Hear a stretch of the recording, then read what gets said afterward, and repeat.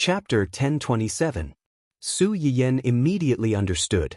No wonder Mrs. Su was so excited that she was about to cry. This girl had finally thought things through and was willing to undergo the surgery. "Miss Li, I'm glad you've thought things through. I'll do my best."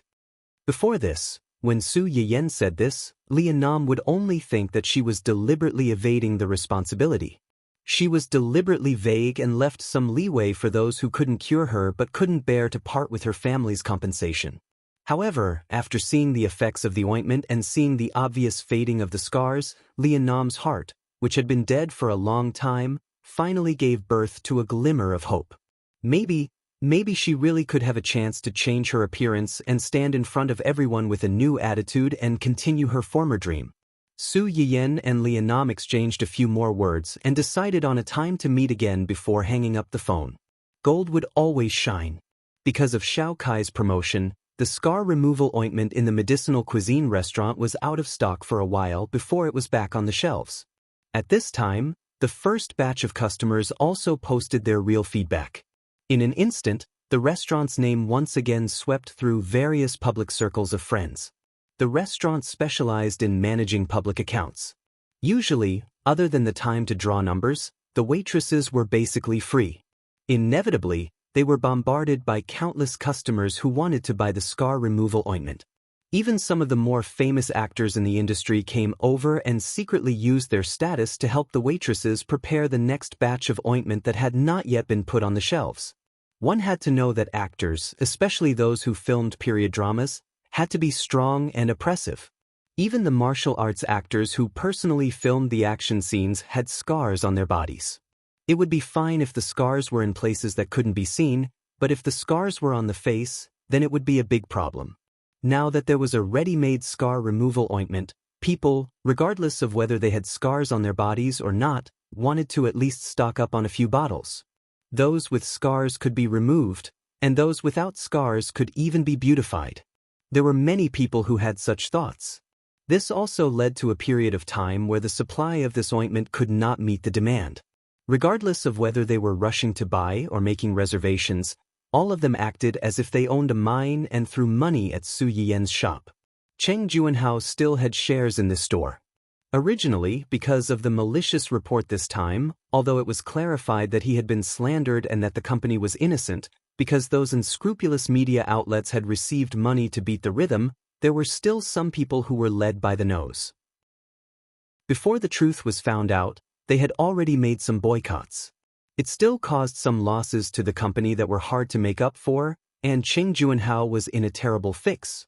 He was vexed about whether he should give up his old face and borrow some money from his relatives. Now that the money was in place, everything could be discussed. Cheng Juanhao no longer had to worry about whether or not to borrow money, and how to borrow money. The company could also be revived. Cheng Juanhao felt relieved. He looked at his niece more kindly, as if he was looking at a gold mine that was about to jump into his pocket. "Su Yiyen, don't stare at me like that, it's scary."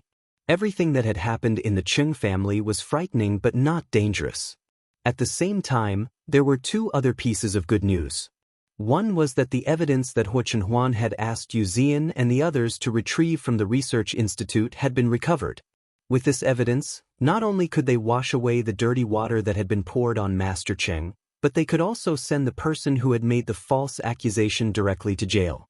Besides this, the other piece of good news was that the matter that Su Yiyen had asked Cheng Juanhao and the others to investigate had taken shape. Chapter 1028. Just as she had expected, Cheng Juanhao had something to do with this incident. There was indeed a mole in Cheng Juanhao's company. However, Cheng Fenglang did not manage to enter the company and become a senior executive, so he could only contact a limited number of senior executives. The mole he found was just a team leader of a department in the company. He could not get in touch with the core of the company, and it was impossible for him to fabricate a series of false evidence to implicate Cheng Juanhao's company like in her previous life. What really surprised Su Yiyen and the others was that Cheng Juanhao was not the only person behind this. There was another person, an old acquaintance. Song Yunyuan? How could it be her? When everyone heard Su Yiyen's words, they suddenly looked up. "Yan Yan, Do you know her? Su Yiyan subconsciously turned to look at Huo Chenhuan. Huo Chenhuan was also surprised to hear this name. He was silent for a while before he said in a deep voice, "She is the daughter of the Song family." The Song family? Which Song family? Su Yiyan knew that he was embarrassed to say it, so he snorted and explained on his behalf, "What Song family? Just say that she used to be your suitor." What? When the elders present heard this, their eyes swept over Huo Chenhuan like searchlights. It was as if they wanted to poke him into a sieve on the spot. Huo Chenhuan felt a lot of pressure under the stares of the elders. He braced himself and said, "She used to be my suitor. I don't like her, and I've never been nice to her. Yan Yan can testify to this." Cheng Xiuqin raised his eyebrows and looked at his daughter. Really? Really? She pestered Chenhuan before the incident with his family and wanted to marry him. Later, Chenhuan's legs had problems, and something happened to his family Hua. She ran away faster than anyone else and moved the whole family abroad. Su Yuxuan narrowed her eyes and instantly caught the loophole in her sister's words.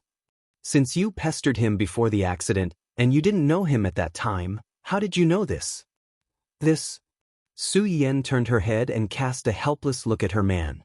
Huo Chenhuan sighed and said truthfully, "This woman came back a year ago.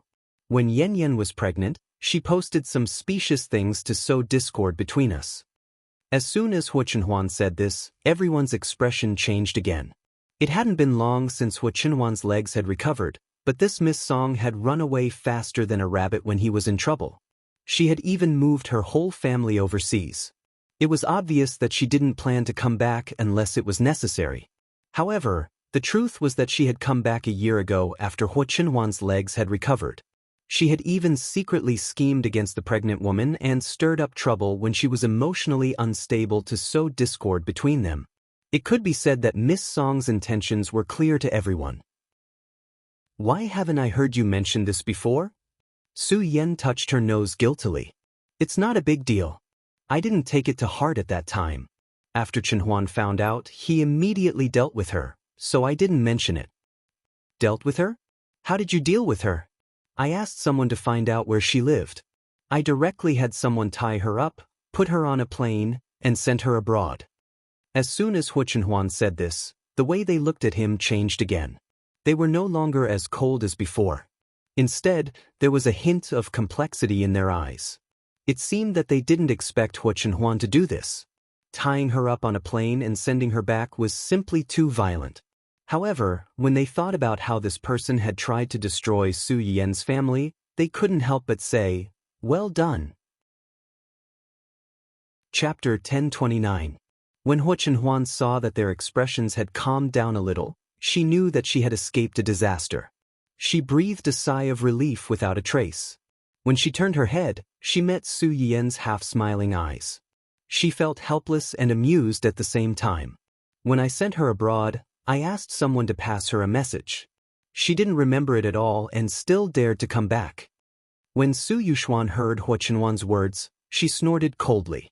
She's shameless enough to come back and beg for forgiveness. What else is there that she doesn't dare to do? However, there's something that I need to tell you guys so that you can be mentally prepared. Su Yiyan and Huo Chenhuan looked at each other and asked in confusion, "What is it?" "According to our investigation, the reason why Miss Song was able to return to the country and get involved in this matter was because she borrowed the connections of one of her relatives." "Relative?" Huo Chenhuan's expression changed slightly. Could it be? When Su Yiyan heard this, she knew that he must know something. She looked at him questioningly. Huo Chenhuan didn't hide it. "It should be Aunt Song."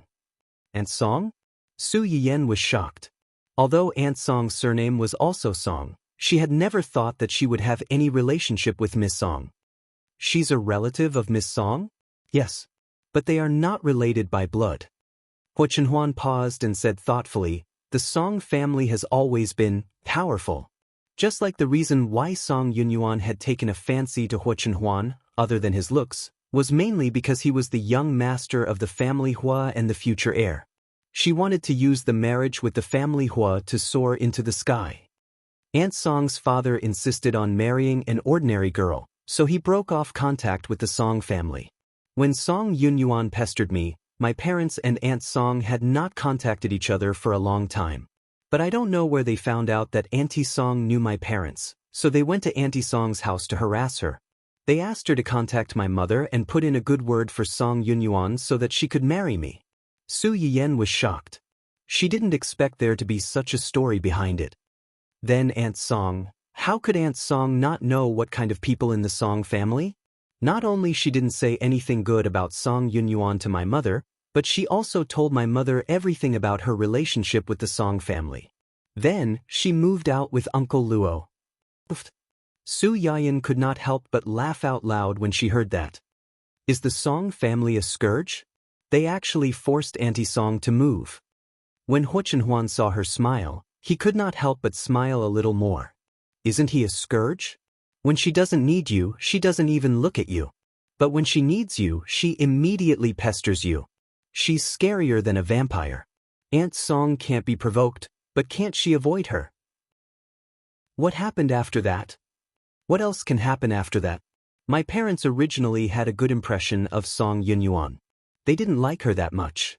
They just felt that it was strange for a girl to take the initiative to pursue me. At that time, I had already told my parents that I didn't like her.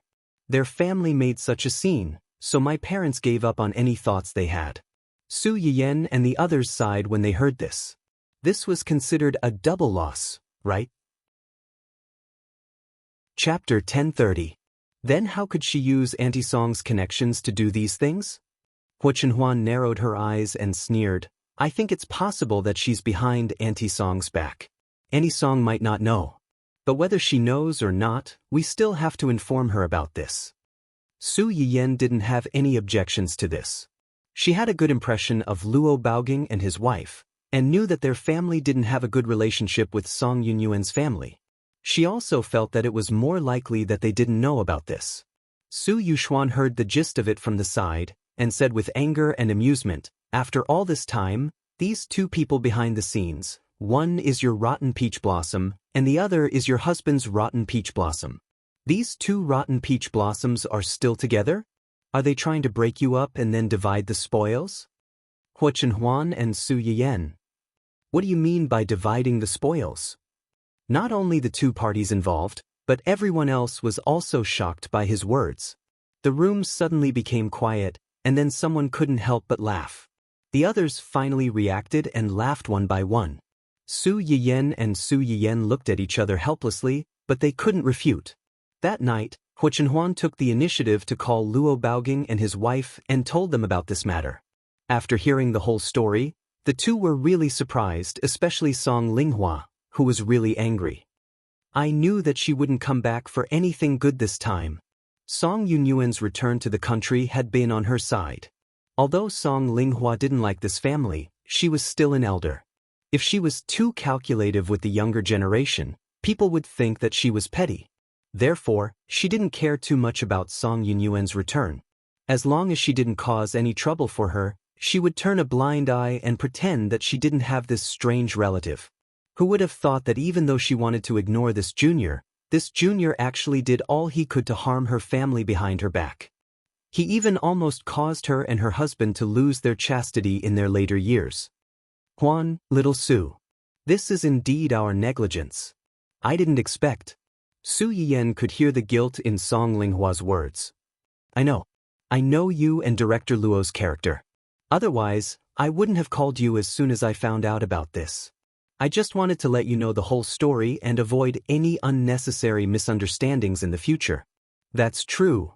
Song Linghua couldn't help but breathe a sigh of relief. A few days ago, he had just put down his pride and asked Su Yiyen to treat the Li family's granddaughter. How long had it been since then? His own relative had backstabbed Su Yiyen's mother's family. When Song Linghua and his wife thought of this, they felt ashamed. They said apologetically, although I didn't know about this, she did it under our name. We have let you and your grandfather's family down? Auntie Song, please don't say that. That's one thing. Since this matter has nothing to do with you, every injustice has its perpetrator and every debt has its debtor, how can I let you take the blame for others? I'm calling you today mainly because I want to understand the specific situation. Everyone knows what's going on. Secondly, I also wanted to ask why she did such a thing. You and Director Luo. Chapter 1031. When Song Linghua said this, it could be considered as a clear statement of her position. Su Yan let out a long sigh and smiled faintly. Since Auntie Song has said so, I'm relieved. She simply expressed her position on this matter. Song Linghua hesitated for a moment, but she couldn't help but ask, now that this matter has become like this, Su Yan knew what she wanted to ask, so she didn't hide it. This matter isn't a big deal, but it's not a small one either. Maliciously forging evidence to slander my uncle's company for tax evasion is not a big deal. Bribing dangerous people who stole confidential information to slander the elders is not a small crime. To put it bluntly, someone had to investigate this matter. If they didn't investigate, it would be a case of a false report. However, if they really investigated, there would be evidence. In serious terms, they could even treat Song Yunyuan and Song Linghua as spies who deliberately came back from abroad to cause social unrest. Su Yiyan had specially called to inform her in advance. Naturally, she couldn't just let the matter rest. Even if Song Yunyuan could survive, she probably wouldn't be able to leave that cage for the rest of her life. Song Linghua was silent for a long time before she exhaled faintly. Forget it. People have to pay the price for their greed. Since I've made my choice, it has nothing to do with others. The corners of Su Yian's lips curled up slightly, and she kindly reminded Song Linghua, Auntie Song is very righteous, but some people might not be. Song Yunyuan is in trouble in China. Her family. I'm afraid they will find trouble with you. You and Director Luo have to be mentally prepared. Some people are shameless and don't care whether you are relatives or not. They are even fiercer than enemies. When Song Linghua heard Su Yian's words, her face sank. She probably remembered this family's strange actions back then. So be it. Do you think I'm afraid of them? It just so happens that I still have some debts to settle with them. I'll take this opportunity to settle them properly. Otherwise, when they all die abroad in the future, these things will become a mess and have to be settled underground. It's good that you know what to do. Cheng Juanhao and the others acted quickly. Song Yunyuan and Cheng Fenglang were quickly subdued. When the two of them were arrested, they were still in a hotel, secretly plotting how to convict the Cheng family so that Su Yiyan would have no one to rely on. When they rushed in, the smiles on their faces froze on their faces before they even had time to restrain themselves. Cheng Fenglong's parents had been busy living apart and getting a divorce. After learning that their son had been arrested because of the Cheng family's matter, they had come to his house a few times to make trouble. Fortunately, Cheng Juanhao was prepared for this. No matter how Cheng Fenglong's parents cried, made a fuss, and threatened to hang themselves, he did not allow them to enter the house and took them away. Not long after, he heard that Cheng Fenglong's talkative mother had suddenly been diagnosed with liver cancer. Cheng Fenglong's father couldn't afford to pay for her treatment. The two of them, who had already shed all pretense of cordiality, quarreled even more loudly every day. They could not even protect themselves, so they did not have the energy to care about their son who was destined to never come back. On the third day of Cheng Fenglong's arrest, the police suddenly sent news that Cheng Fenglang wanted to see Su Yiyan one last time. Coincidentally, at the same time, Song Yunyuan also sent a message saying that she wanted to see Hu Chenhuan one last time. When Su Yiyan heard about this, she immediately remembered what her elder brother had said that day. She chuckled and said, "Birds of a feather flock together." These two people's brain circuits are the same.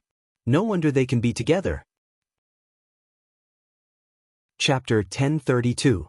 Hu Chenhuan's face sank. Do you want to go? If you don't want to, we won't go. It was just a last-ditch struggle. It didn't matter whether they met or not. No, I want to go. Su Yiyan turned her head and looked at her man's disapproving expression. She smiled and said, "Let's go and listen to what these two weirdos have to say. At the same time, we can make these two jealous people angry." Hu Chenhuan immediately guessed Su Yiyan's plan. A trace of helplessness and indulgence flashed through her eyes. Okay. The meeting time was arranged in the afternoon.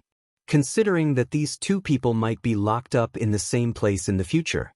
In order to let them get used to it as soon as possible and to save time, Huo Chenhuan simply asked the people over there to arrange for the two people to meet in 2 rooms next to each other. Song Yunyuan and Chung Fengling looked at each other across the prison cell. Their faces were a little dark, but they also knew that they had no way out now. If they really made a scene here, they might not even be able to see the person they wanted to see for the last time. When Su Yiyan and Chung Fengling came in, Song Yunyuan and Chung Fengling were arguing with each other. When they heard the sound, the room suddenly became quiet. Song Yunyuan was the first to react. She stood up and rushed to the front. She held the pillar on the side of the cell tightly. Through the gap, she stared at Huo Chenhuan with blazing eyes. "You're here." Huo Chenhuan frowned slightly. Disgust flashed through her eyes. Then she quickly withdrew her gaze and focused on Su Yiyan. The impatience and coldness between her eyebrows melted in an instant, leaving only a strong warmth and love. This obvious contrast in Song Yunyuan's eyes was tantamount to a sharp knife that ruthlessly pierced her heart. It pierced her self-righteousness and self-confidence. "You shameless bitch, thief!" Song Yunyuan's face became ferocious and distorted. His eyes were bloodshot as if he wanted to swallow Su Yiyan alive and tear him into pieces. "Thief!" Su Yiyan raised her eyebrows and found it funny. "What makes you think I'm a thief? What did I steal? Am I a man's heart?" Su Yiyan said as she touched her man's chest like a rogue. "Then I'm really sorry. My man's heart is in my hands from the beginning to the end. It only belongs to me. There's no need to waste any effort to steal it. Only those pitiful creatures who wanted something but couldn't get it would think about other people's things every day and end up with nothing. Serves him right." Nonsense. Song Yunyuan was already irritated by the intimacy between the two. Now that she heard Su Yiyan's words, she was even more furious. "He likes me, he likes me." Su Yiyan chuckled, her eyes full of mockery.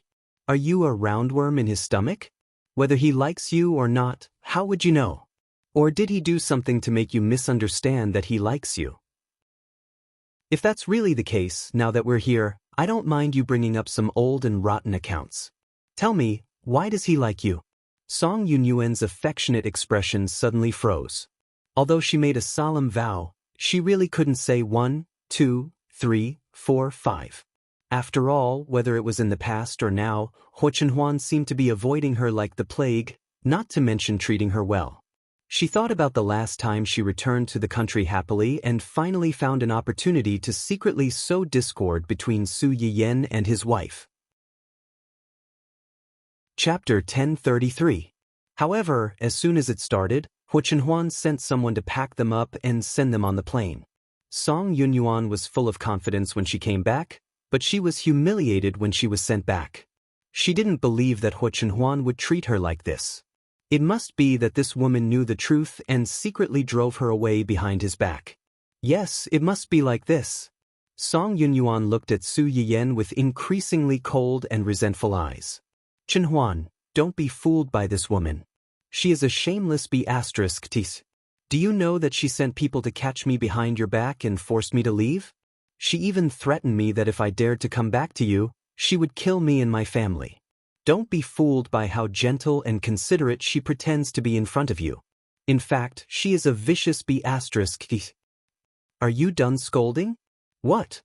Song Yunyuan looked at Huo Chenhuan, whose face was covered with frost and whose eyes were so cold that it seemed to pierce through her. She couldn't help but shiver and suddenly had an ominous premonition. "It seems that you haven't learned your lesson from what happened before.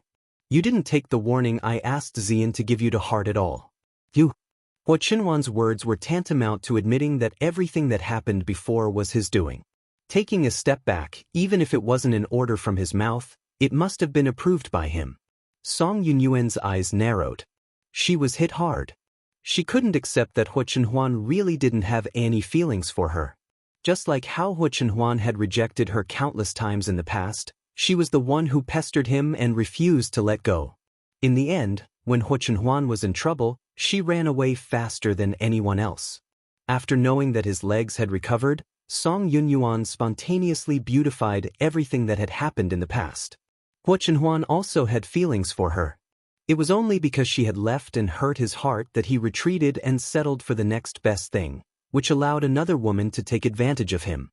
As long as she appeared again and awakened Hua Chenhuan's former love for her, the inferior substitute would be rejected by him sooner or later. At that time, Hua Chenhuan would definitely divorce and marry her. She would still be the legitimate Mrs. Hua. It's you, isn't it? It's you who deliberately spoke ill of me in front of Chenhuan and ruined his impression of me. You shameless B****. You won't shed tears until you see the coffin. Su Yiyan really thought that this woman was sick in the head.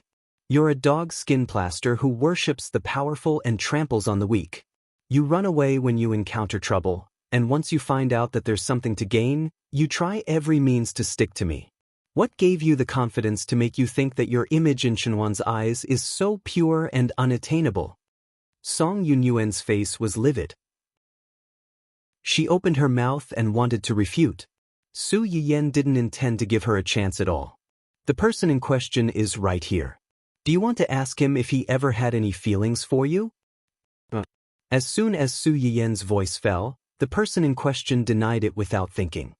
I only loved you in the past, now, and in the future. I don't like anyone else except you. Hua Chenhuan's ruthless words suddenly made the not harmonious atmosphere suffocate. Su Yiyan was the first to react. Looking at Song Yunyuan's pale face, she felt an indescribable relief. Do you understand? Song Yunyuan was like a sick cat whose tail had been stepped on. She opened her mouth with a ferocious expression and was about to curse, but was interrupted by Hua Chenhuan. Chapter 1034. Keep scolding.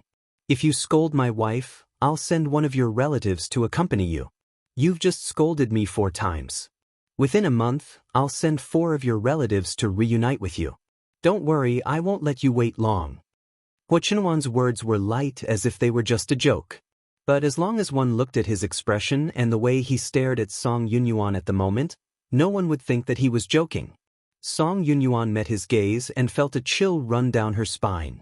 It made her limbs cold and she couldn't help but want to shiver. No, you can't. Hua Chenhuan glanced at her as if he was looking at an insignificant ant. No, I can. Song Yunyuan's body trembled. At this moment, she realized that maybe she shouldn't have come back in the first place. She shouldn't have thought that this man would be soft-hearted and change for her. She thought too highly of herself.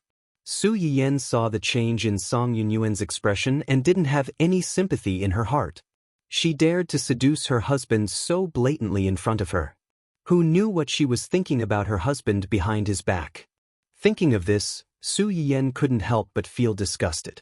Sometimes, it wasn't a good thing to have many suitors, especially suitors like this who were self-righteous and regarded the person they liked as their possession without the slightest respect. It was a big trouble that couldn't be gotten rid of. In this regard, Cheng Fenglang was quite similar to her.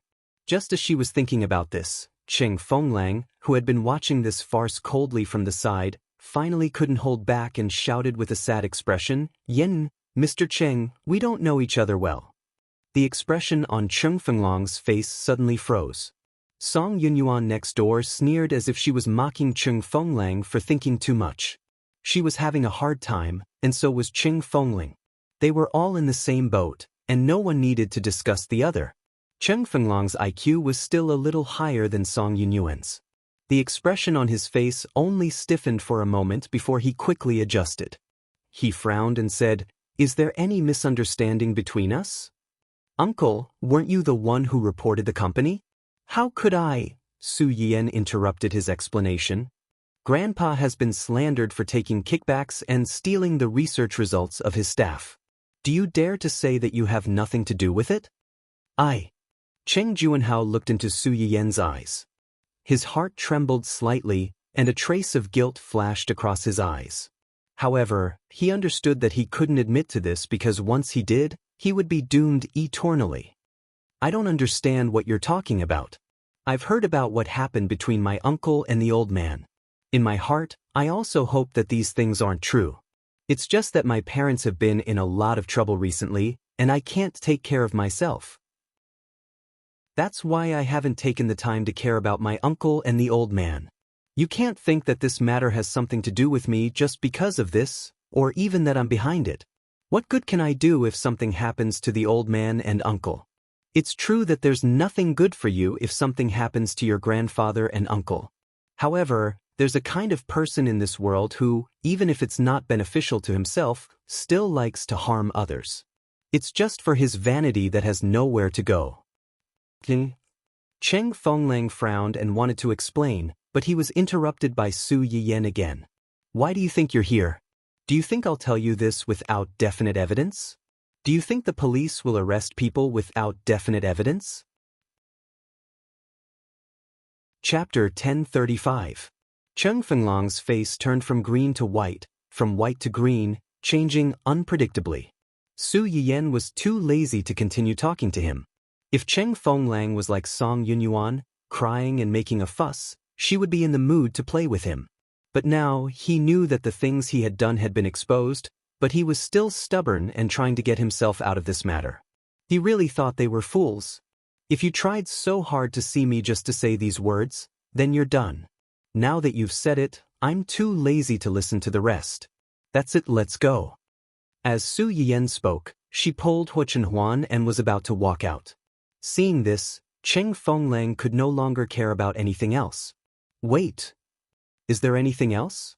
Cheng Fenglang looked at Su Yiyan's slightly mocking eyes, gritted his teeth, and asked tentatively, You know all about it. Know what? Su Yiyan turned around and looked directly into his eyes. She said with a faint smile, I know that you're the one behind the scenes. You bribed the employees of my uncle's company and maliciously reported my uncle's company and my grandfather, in order to destroy them and get to the top.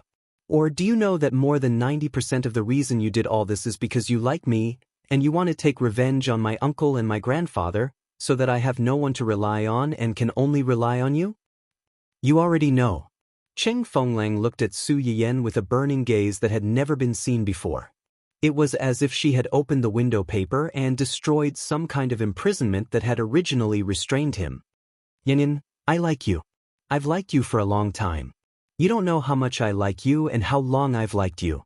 We're not related by blood at all, so why did they have to stop me? They even refused to let me see you a few more times.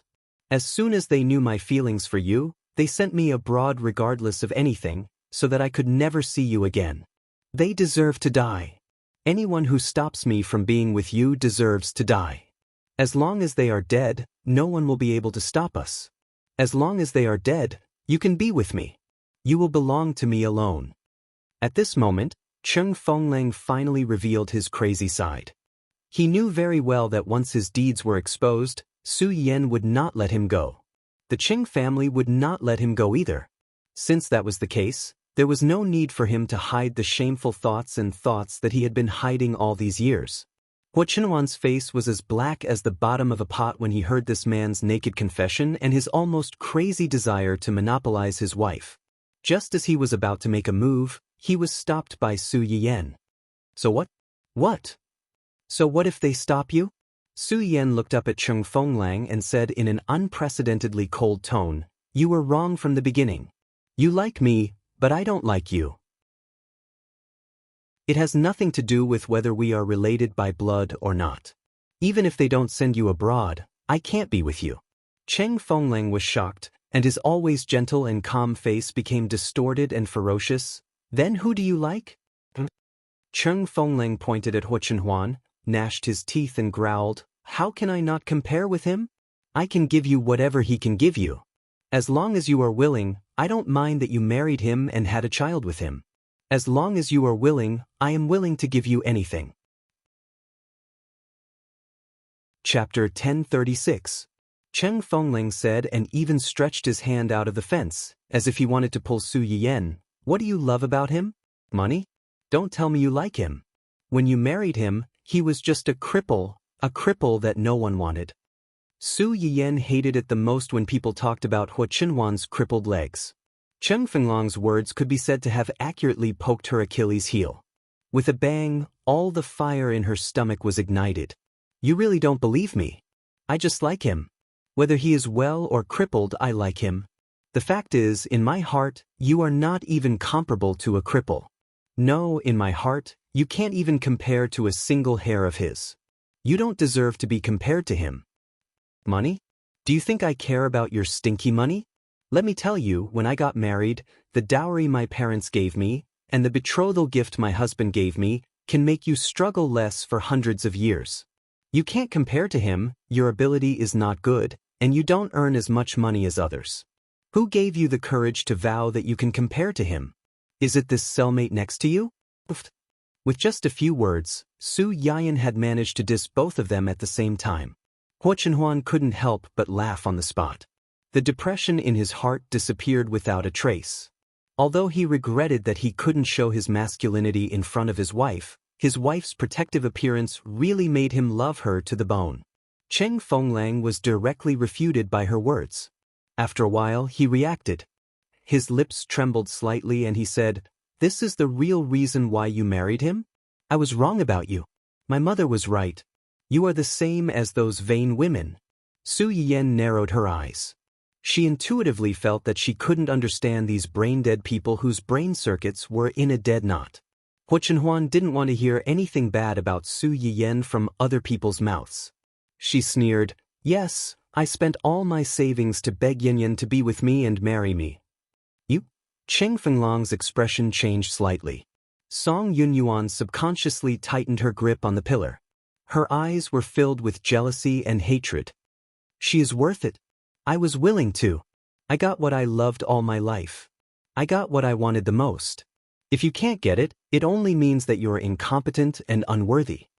From the moment you laid your hands on Yanyan's family and tried to hurt them, you had already lost the right to like her."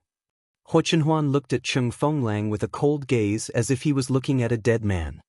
"You even said that you didn't mind that she had been married to me and had given birth to my child. From your words, I can tell that you despise her. You just treat Yanyan as an object, a possession that you like and think is infallible. You don't know how to respect her at all. The so-called love that you can give her is just the material that you can give her. With such little ability, what right do you have to say that Yanyan is vain? Let's go. Don't talk to them." Su Yiyan glanced at the two unconvinced people. She only felt that it was a mistake to come today. What a waste of time. I already regret coming. Su Yiyan said that she wanted to leave. Huo Chenhuan naturally had no reason to refuse.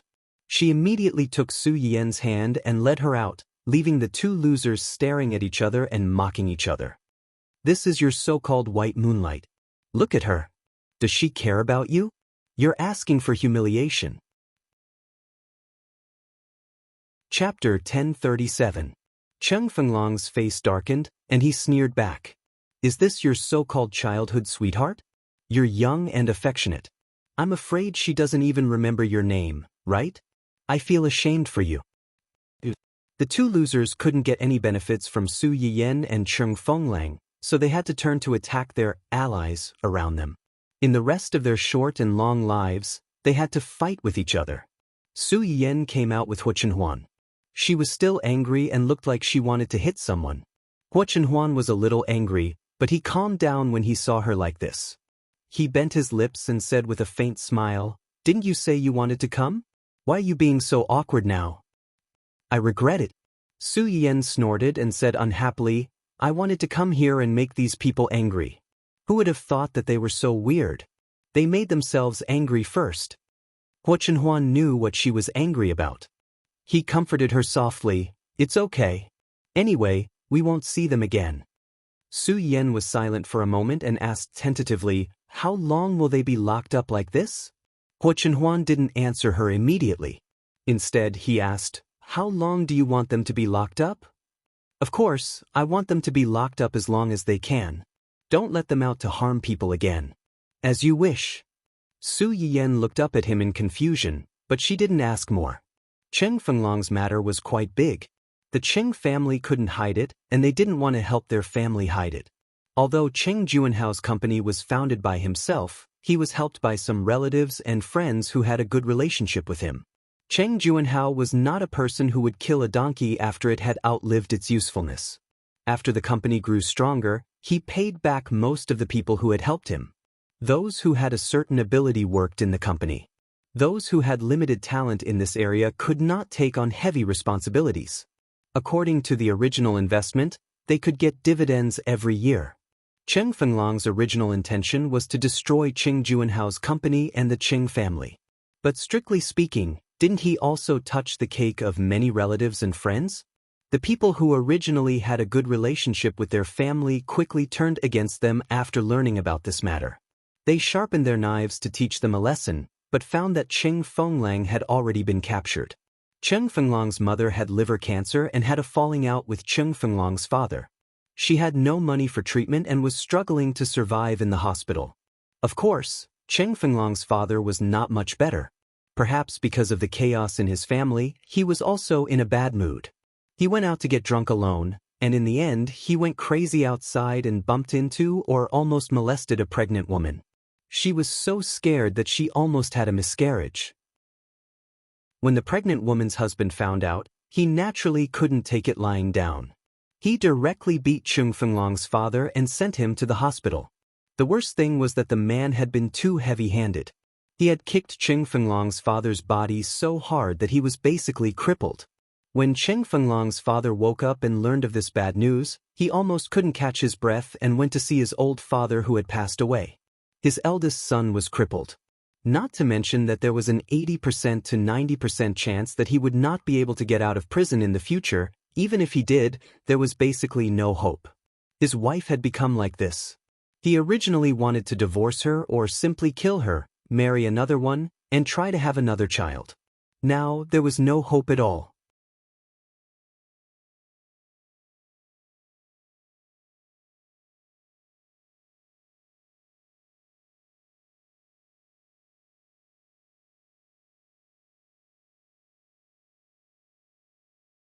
Chapter 1039. It turned out that since half a month ago, Ling Xiaoqi had been bumping into a strange man at various times and places. At first, Ling Xiaoqi did not pay much attention to him. After all, he was just a stranger whom she did not have much interaction with. It was normal for her to have no impression of him. However, after that, the frequent, coincidental encounters, at various times and places made Ling Xiaoqi feel that something was wrong. Not to mention that a few days ago, the man was no longer satisfied with the coincidental encounters and could not help but take the initiative to strike up a conversation with her. Although Ling Xiaoqi was a little slow at the beginning, she was not stupid. How could she not tell that this man was up to no good after such incidents happened a few times? As a single person who had a boyfriend, Ling Xiaoqi immediately told Ning Siyuan about it when she felt that something was wrong. Ning Siyuan took it seriously the moment he heard it. Not to mention whether or not this man really liked Ling Xiaoqi and wanted to steal her away and make her his cuckold. A man who was always in front of a girl and even took the initiative to strike up a conversation with her must have an ulterior motive. Whether it was for money, sex, or anything else, Ling Xiaoqi would definitely not have an easy time with such a man. If something were to happen to her, who would compensate him with such a grown-up wife?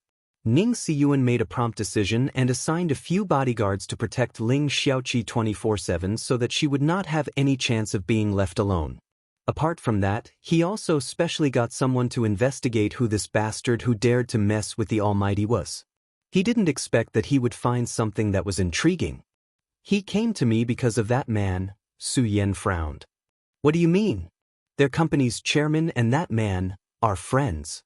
He happened to overhear the conversation between their chairman and that man and knew that I was that man. Ling Xiaoqi paused when she said this. Obviously, she was very reluctant to admit this. He knew that I was that man's only bloodline in this world and heard that he was going to pass the company to me, so he had some ulterior motives. I want to hurry before that man takes me back. Ling Xiaoqi didn't finish her words, but Su Yan immediately guessed the general manager's Hua plan.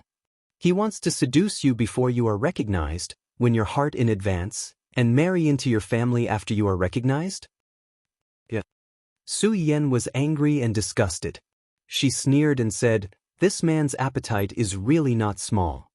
Ling Xiaoqi also felt disgusted, but she was more disgusted and confused.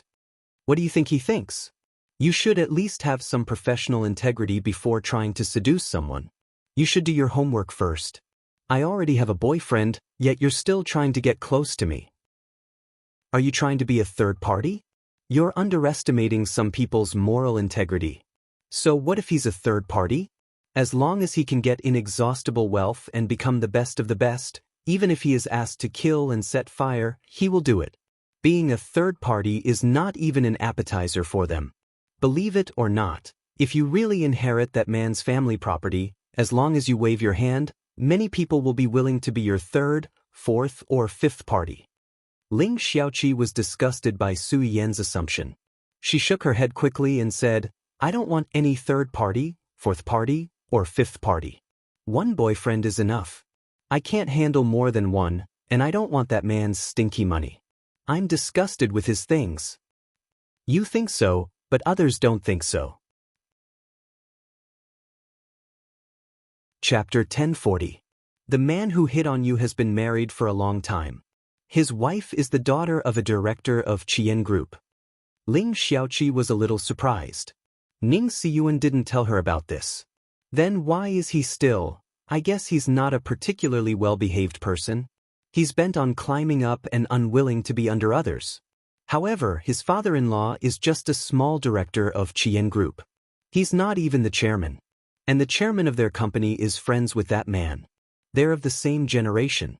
It can be seen that the man's status is higher than his father-in-law's. People want to climb up. He wants to climb up. The fastest shortcut is to hook up with a woman who is better than his current wife and can bring him a bright future. That person is you. Ling Xiaoqi's face darkened. Obviously, she was very disgusted and dissatisfied that she had inexplicably become a tool for others to climb up. Have you ever heard of this saying? When a person acts like himself, he or she will assume that others are the same as him or her, and will naturally project his or her thoughts onto others. In his opinion, you're a poor girl with no money, power, and no one to rely on. You must want to get the warmth of a family. You must love money as much as he does. You want to soar into the sky and become a rich second generation that everyone envies. You have no reason to refuse such a good thing. Ling Xiaoqi curled her lips. But I really will refuse, so he's destined to be disappointed. Su Yiyan glanced at her and deliberately teased her.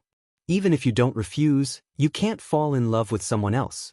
You can't leave eldest young Master Ning, who has such potential, and blindly fall in love with such a thing? Ling Xiaoqi was stunned. After realizing that Su Yiyan deliberately teased her, she glared at her angrily. Then she seemed to think of something and asked tentatively, Yan, did you already know that Qian Group has something to do with that man? In fact, when Ning Siyuan investigated the man's background and told her the ins and outs of the matter, Ling Xiaoqi already had a trace of suspicion in her heart.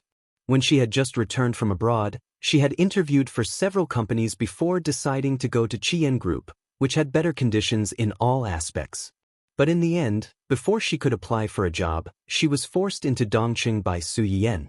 At that time, she didn't think much about it. She only thought that Su Yiyan was worried that she would be bullied in other companies and wanted her to enter her company. Now that she thought about it, she felt that Su Yiyan when she heard that she was going to Qian Group. It was as if she already knew that she would be at a disadvantage. At that time, she only thought that Su Yiyan was worried that she would be harassed by that man and suffer from the unspoken rules of the business world. Now, she felt that Su Yiyan might have already known that she would be involved with that man when she joined that company. When the time comes, she would inevitably be at a disadvantage because of the contract. Su Yiyan saw that she had found out and did not continue to hide it.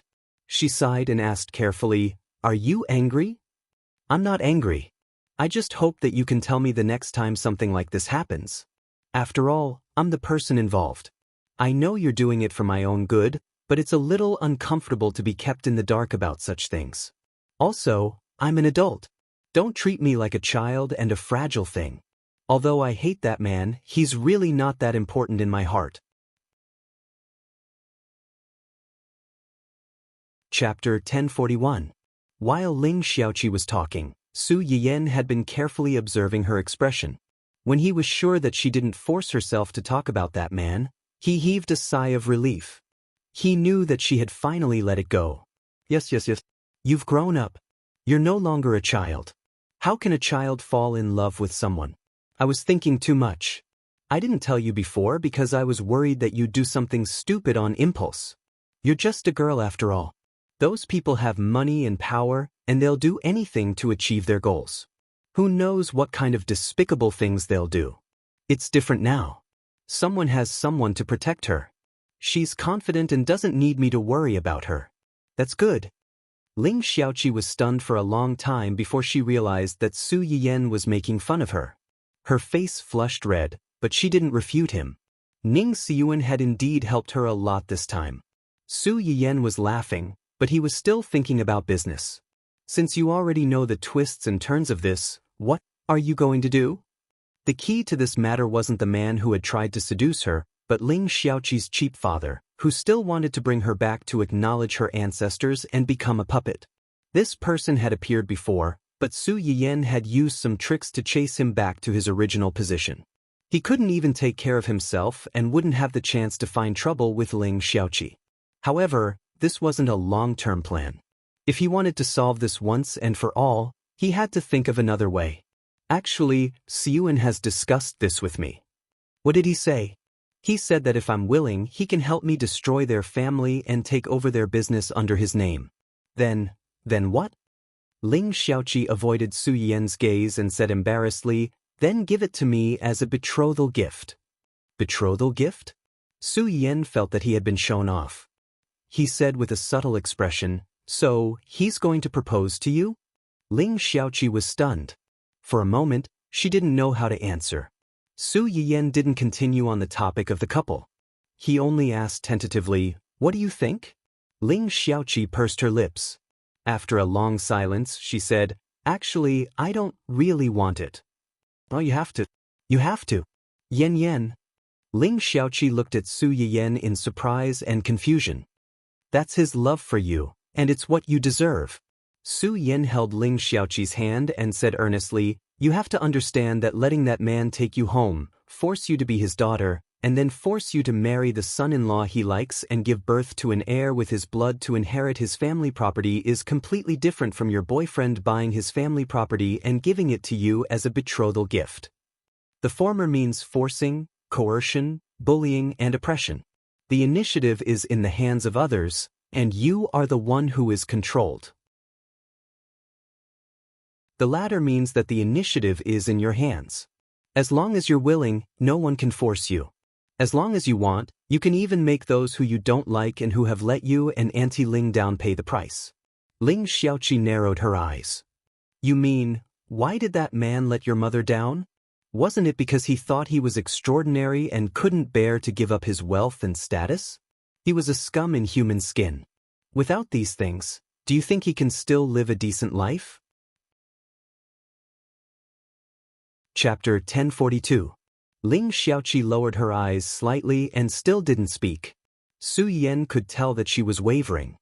He smiled faintly and said, Auntie Ling and you have suffered so much because of this man.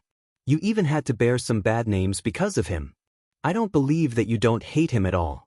This is a good opportunity. You don't have to trouble Ning Siyuan with this.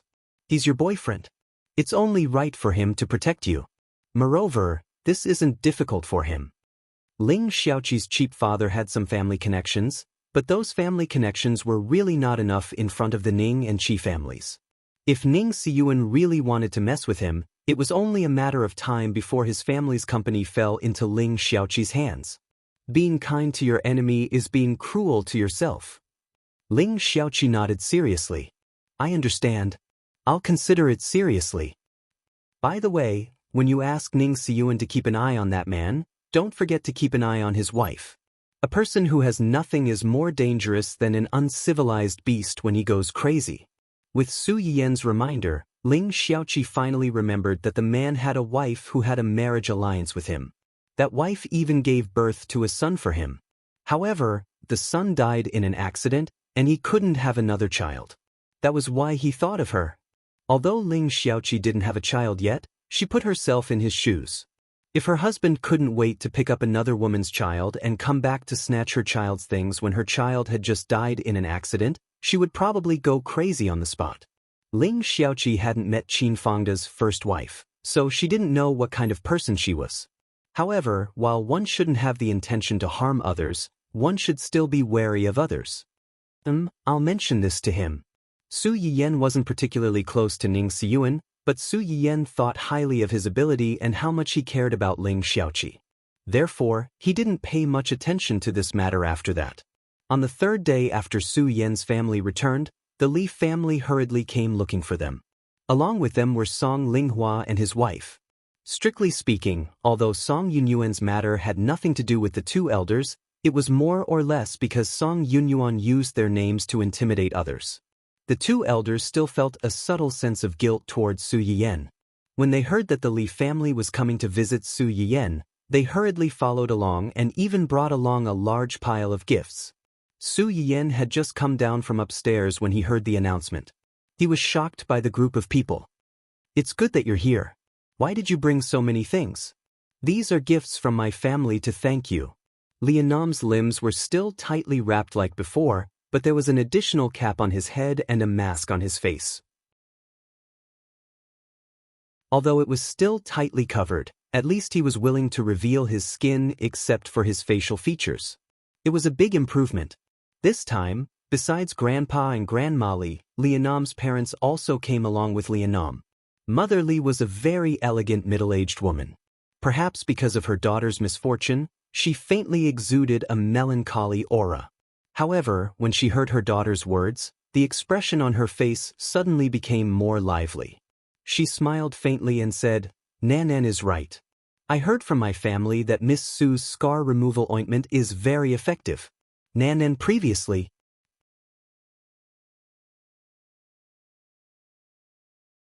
Chapter 1043.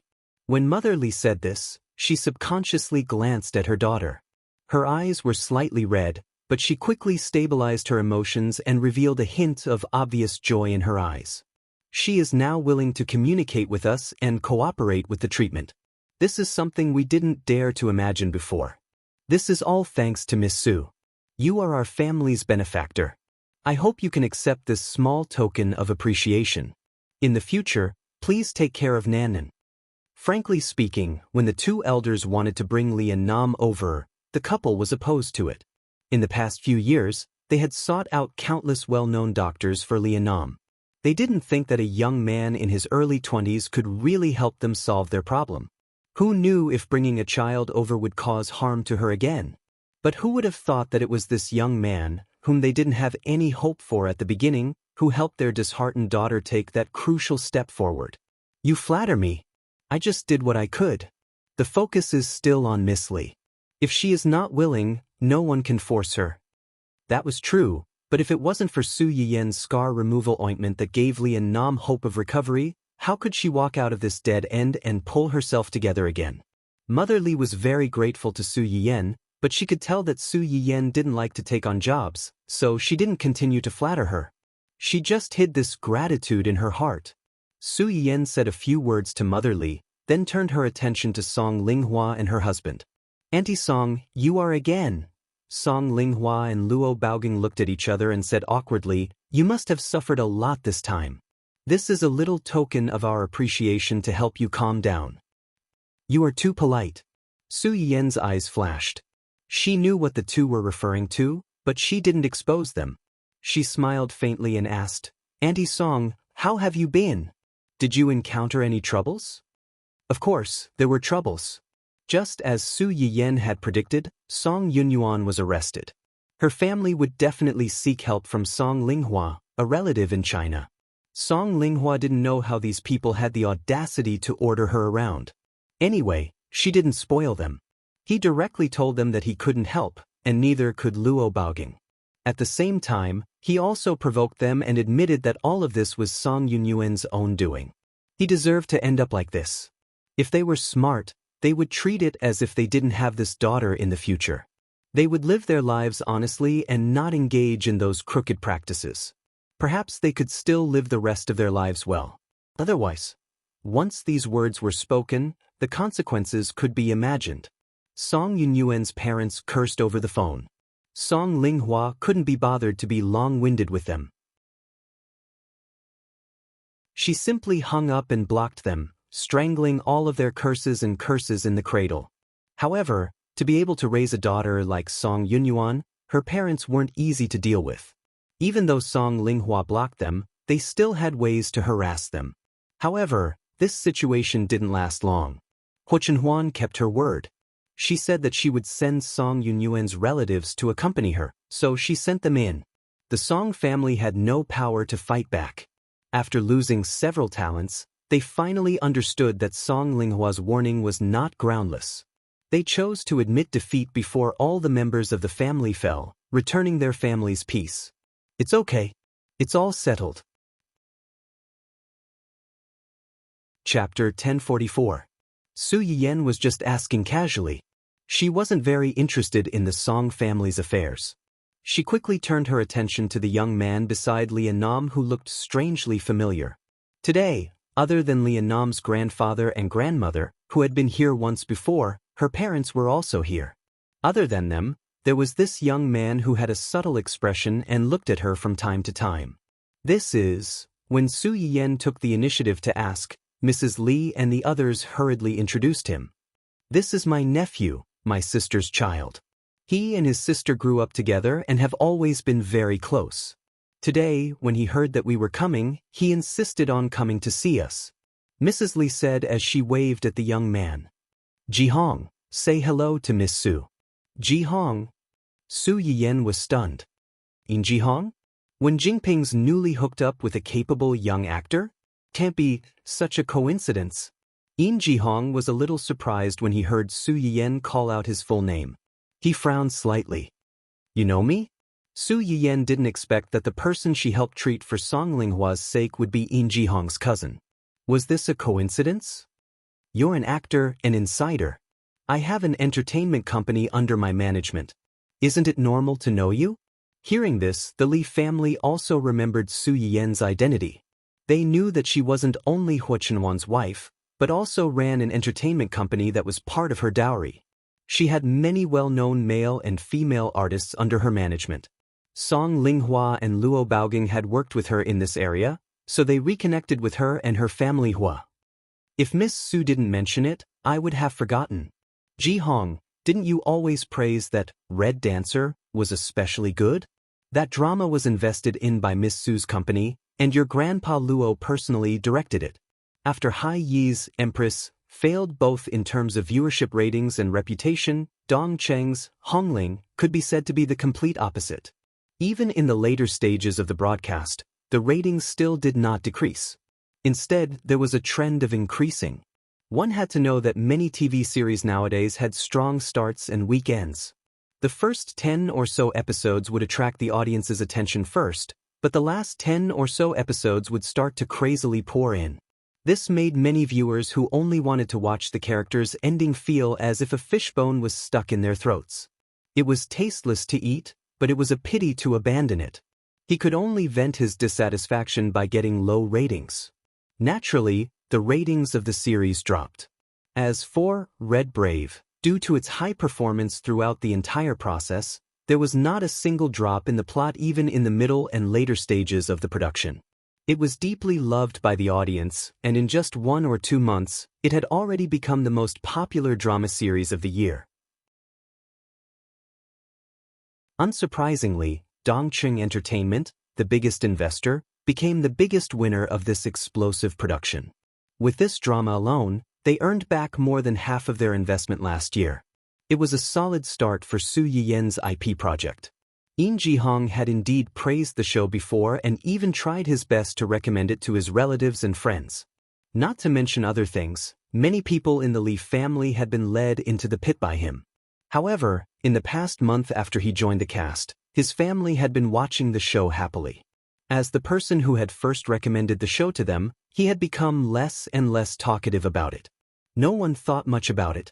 They just thought that In Jihong was busy with filming and had no time to watch the show.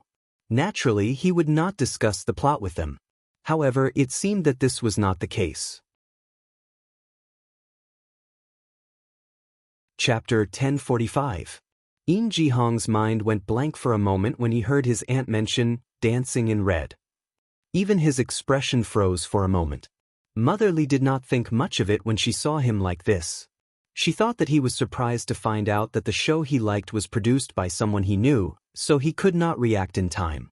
On the other hand, Su Yiyen subconsciously paid more attention to him when she found out that the young man in front of her was Yin Jihong.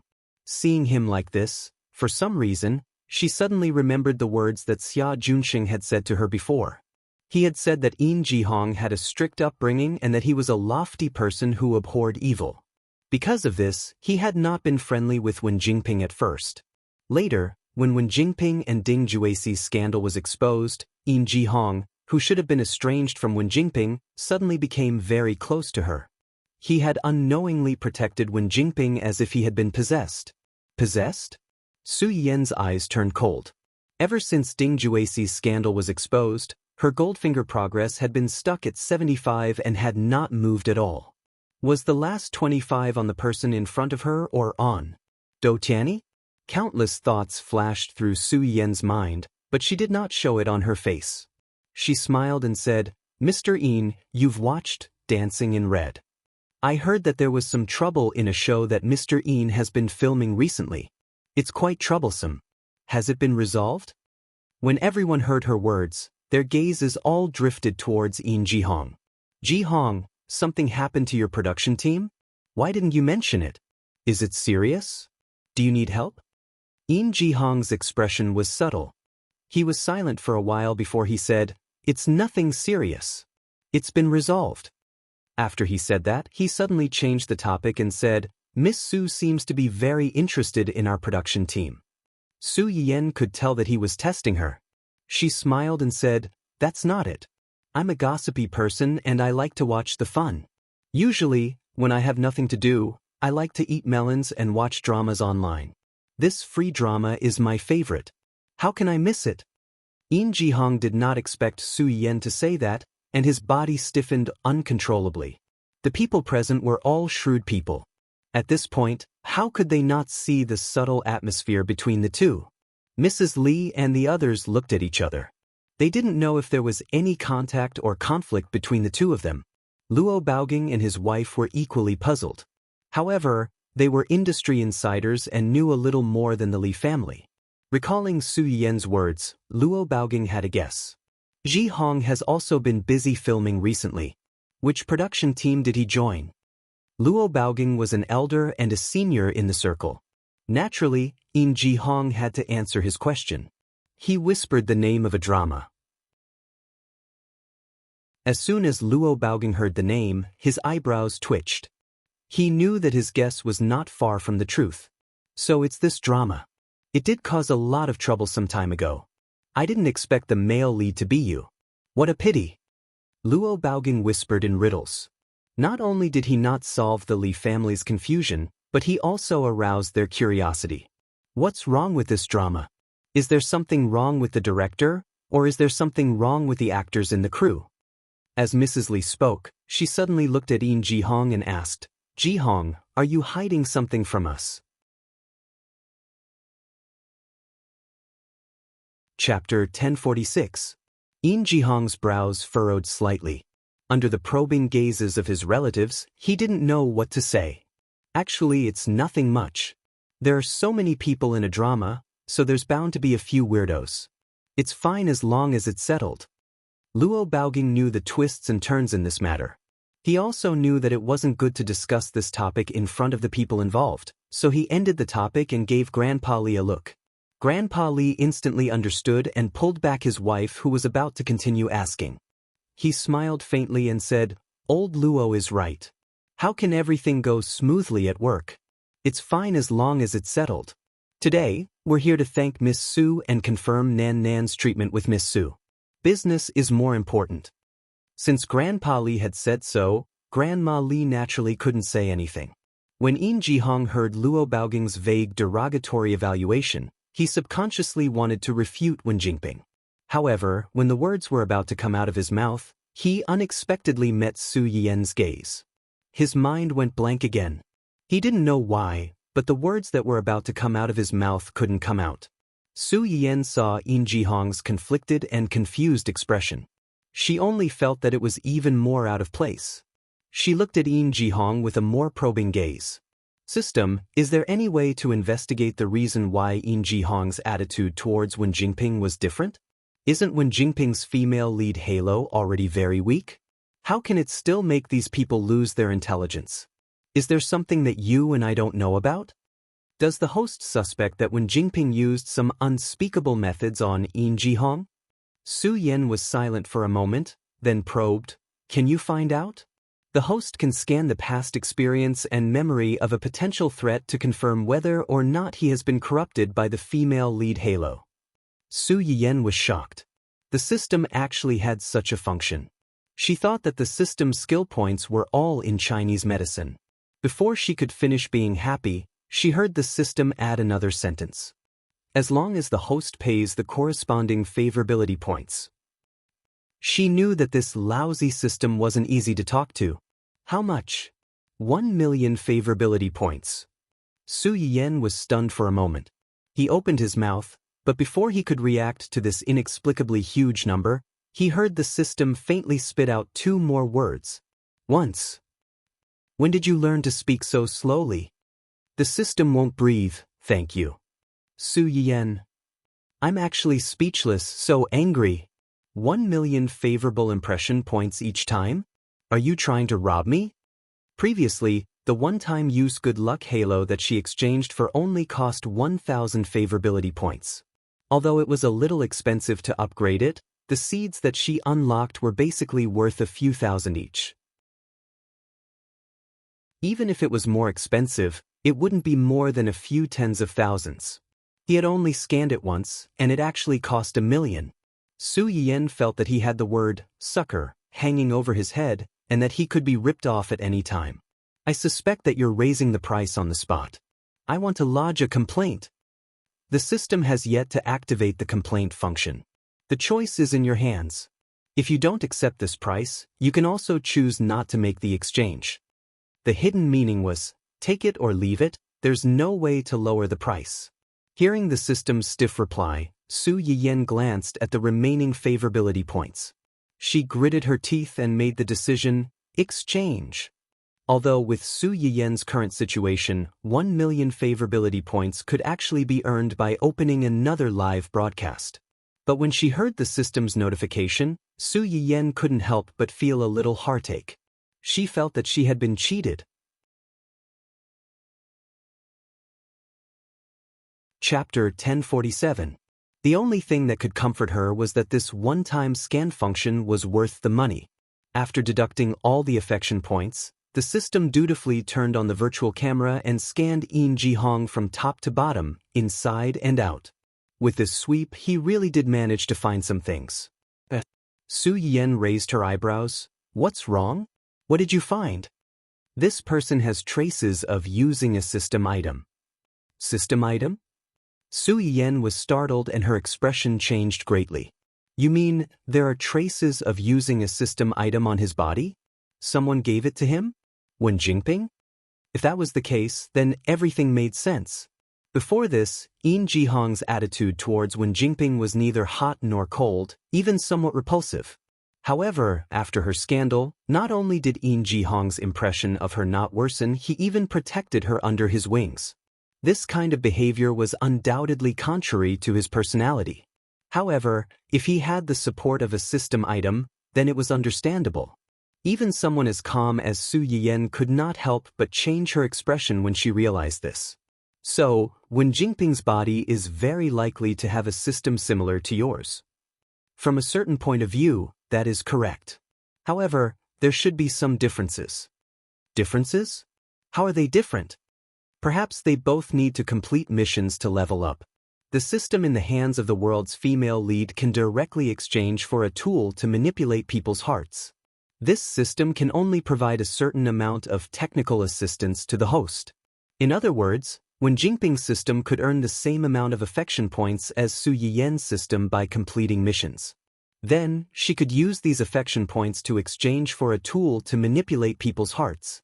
She could manipulate the target to have a favorable impression of her and use them to complete more missions and exchange for more tools. Should I say, as expected of the world's female lead? The system was also different from other people's. This thing could be a virtuous cycle. She did not need to do anything but wait for the excellent supporting male leads to automatically come to her door and beg to give her resources. Realizing this, Su Yiyen was filled with envy, jealousy, and hatred. She was even more resentful of the system's actions just now. From what you said, the system in her body seems to be even more advanced. The system was silent for a few seconds before faintly replying. System 001 is currently the most advanced system. Host, please do not attack the system personally. Otherwise, the system will take measures to defend itself and cut off part of the security system's technical support in the host's home. Su Yiyen. This is a threat, a threat. If Su Yiyen could be threatened by the system's words, then she would not be Su Yiyen. Listening to the system's exasperated rebuttal, the frustration from the massive hemorrhage had dissipated a little. Su Yiyen continued to provoke the system's rage points in a good mood. So, you're saying you're the system to Wen Jingping, to the system? That is. Since that's the case, you should be able to swallow her system, right? The system choked. It did not expect Su Yiyen to have such thoughts about the system that suddenly appeared in Wen Jingping's body. You have to see it with your own eyes to be sure. When I heard you say it in such a dignified manner, I thought it wouldn't be difficult for you. System. Don't think I can't tell that you're mocking me.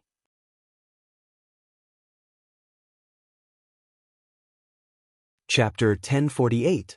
The system was enraged by Su Yiyen's words and shut up on the spot. Su Yiyen knew when to stop. She quickly turned her attention back to Wen Jingping. However, this is really strange. Since Wen Jingping has such a good thing on her, how could she have played such a good set of cards to such a state today?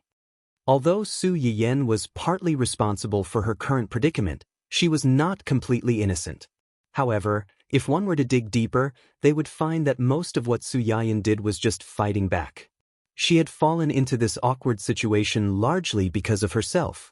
Or is it that her item is only effective on people who have come into contact with it in real life?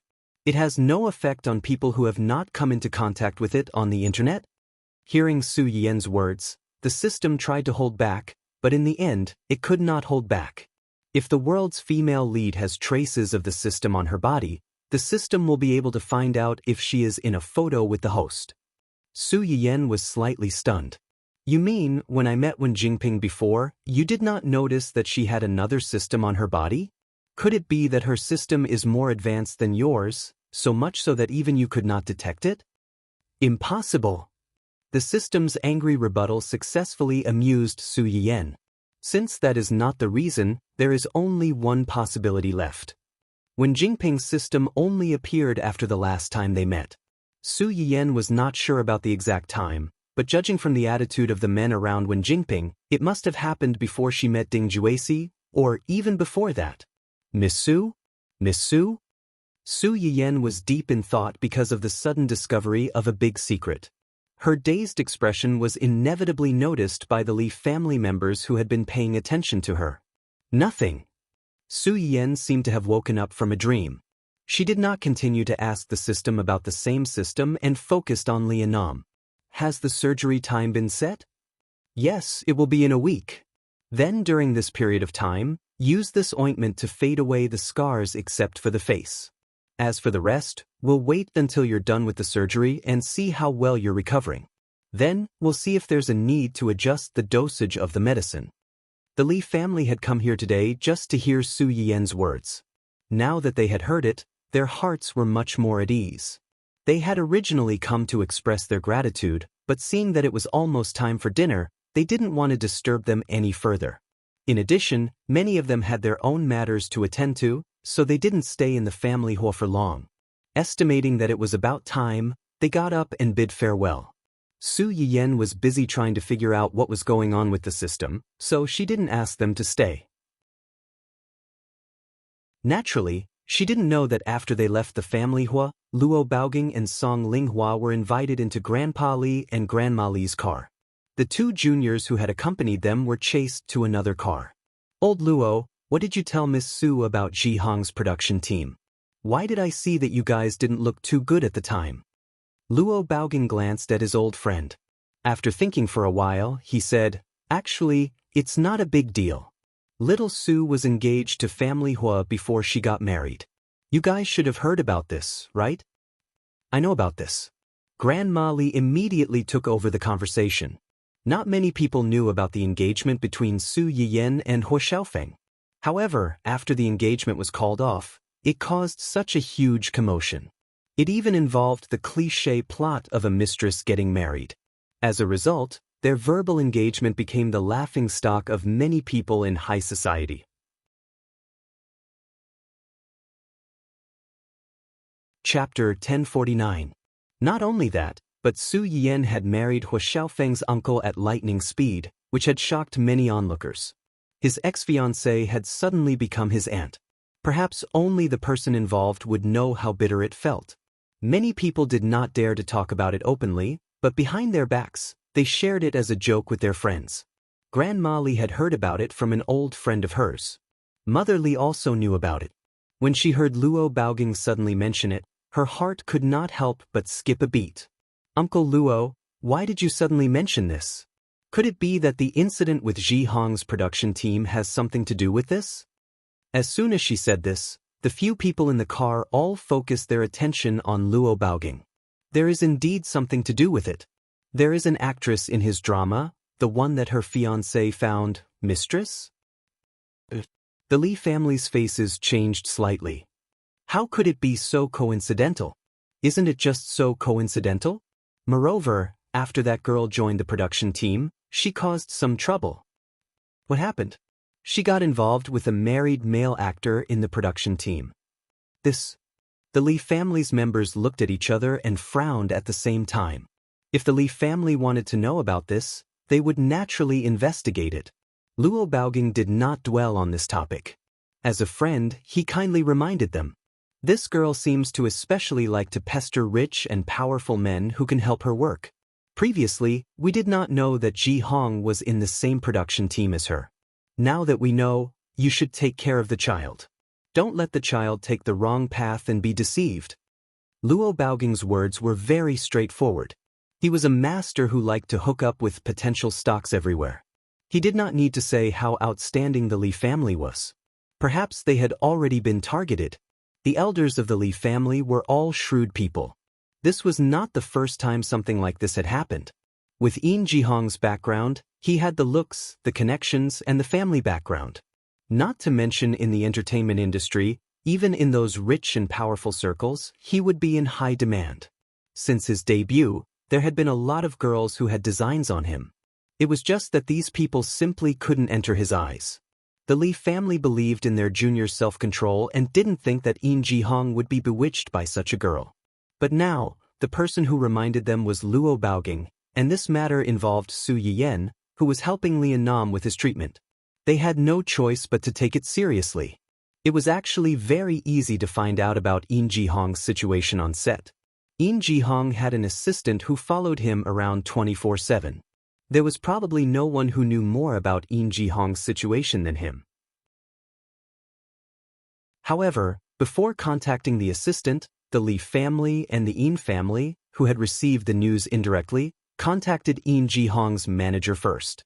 Coincidentally, Yin Jihong's manager had been busy with another artist under his management. He knew that no one in the industry dared to provoke Yin Jihong.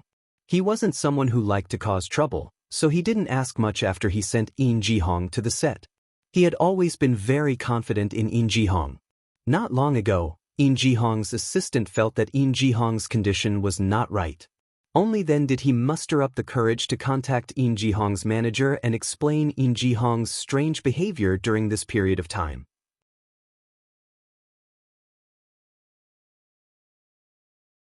Chapter 1050. Yin Jihong's manager didn't think much of it at first, until he heard the second half. After the scandal between Wen Jingping and Ding Juesi, not only did Yin Jihong get closer to her, he even planned to act as a middleman to help Wen Jingping connect with other big shots. The reason why the Yin family chose this manager was that he was quick-witted and quick-witted. He knew how to judge the situation. Hearing his assistant say this, he broke out in cold sweat. Not to mention whether Yin Jihong was really possessed or not. This matter was definitely related to him. The Yin family's upbringing was famous for being strict. The children they raised were all upright and couldn't tolerate anything. Yin Jihong wasn't possessed, but he suddenly had feelings for a spoiled girl. As his manager, he didn't realize it after so long. It was a dereliction of duty. Yin Jihong was possessed and was charmed by such a girl. As his manager, he was kept in the dark and couldn't guard against it. It was also a dereliction of duty.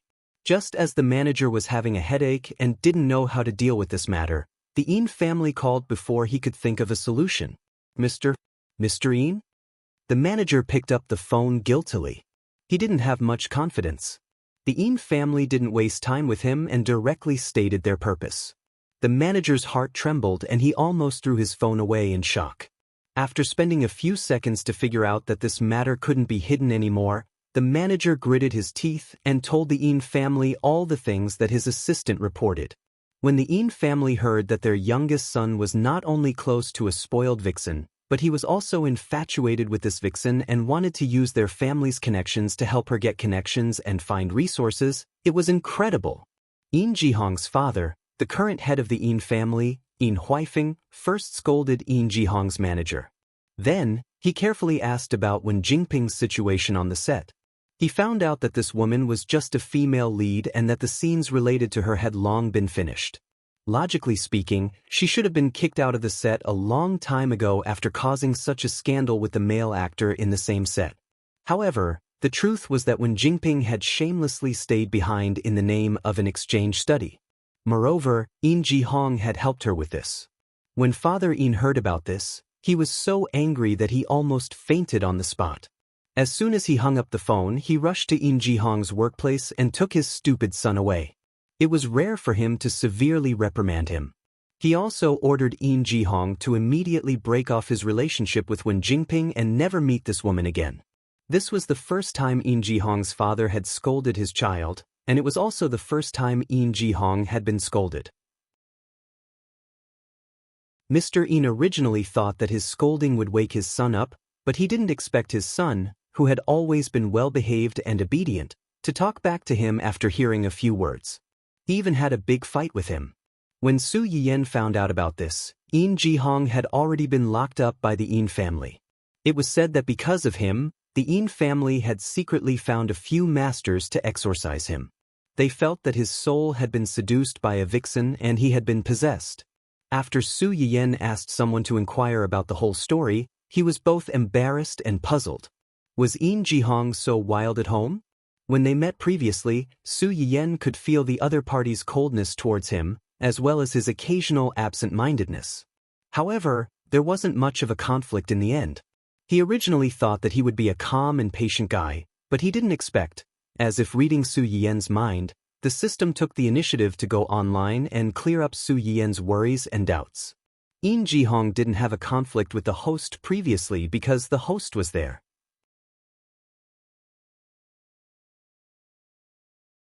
Chapter 1051. Su Yiyan was stunned for a few seconds before she realized what it meant. She frowned and said, "Are you saying that he's calmer because I'm around and didn't get into a conflict with anyone?" "You can say that."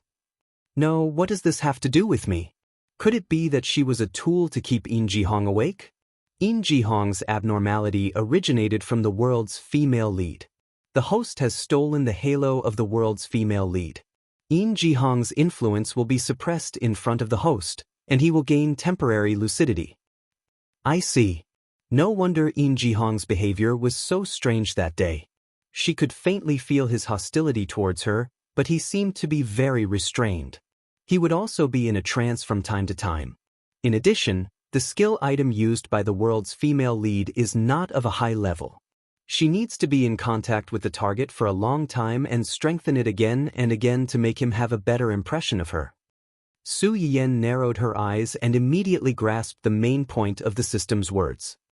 In other words, the effect of her item is not permanent, and it's not even long-term. As long as Yin Jihong is not in contact with her for a short period of time, he will return to normal and no longer be affected by the item? Logically speaking, that's the case. That's interesting. Su Yiyan's lips curled up slightly, and a trace of interest flashed through her eyes. Xia Junxing had mentioned to her before that Yin Jihong's initial attitude towards Wen Jingping was not good, and Wen Jingping had created such a big scandal with the male actor in the crew during filming. If it was Yin Jihong's original temperament, he should have hated her. He should have avoided her like the plague and despised her even if he looked at her more than once. However, under inexplicable circumstances, he actually had a good impression of her, and even did a lot of stupid things for her that were enough to make him ashamed to death. When Yin Jihong completely sobered up and recalled these things, she wondered if he would be angry and take his anger out on Wen Jingping, the main culprit. If that was the case, there would be a good show to watch. As Su Yiyan expected, Yin Jihong was quite unconvinced when he was first locked up. Mrs. Yin knew about what had happened to Wen Jingping. Although she didn't agree with what her son had done, her heart softened when she saw that the father and son had quarreled so fiercely. She took the initiative to go to her son's room. She wanted to be the peacemaker and persuade her son to mend his ways and stop being angry with his father. In the end, it would have been better if Wen Jingping had not been mentioned.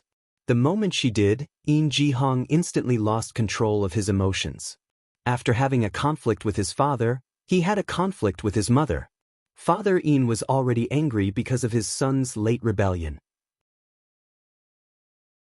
When he found out that his son had actually yelled at his wife, he was even angrier. If it weren't for Mama Yin stopping her, she would have rolled up her sleeves and engaged in domestic violence. Because of this small episode, Yin Jihong's imprisonment was naturally extended indefinitely. However, he didn't sit still and wait for his death. Ever since the day he had a conflict with his parents, he had been on a hunger strike. When Papa Yin found out about this, he got even angrier.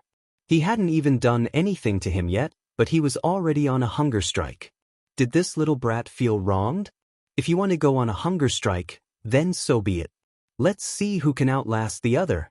It had to be said that the temperaments of the father and son were very similar. They were equally stubborn, and neither was willing to give in first. Only Mama Yin suffered. On one hand, she felt sorry for her son, but on the other hand, she knew that her husband wasn't wrong. She was in a dilemma and secretly cried countless times. Fortunately, this situation didn't last too long. On the third day after being locked up, Yin Jihong suddenly seemed to have been enlightened and stopped his hunger strike.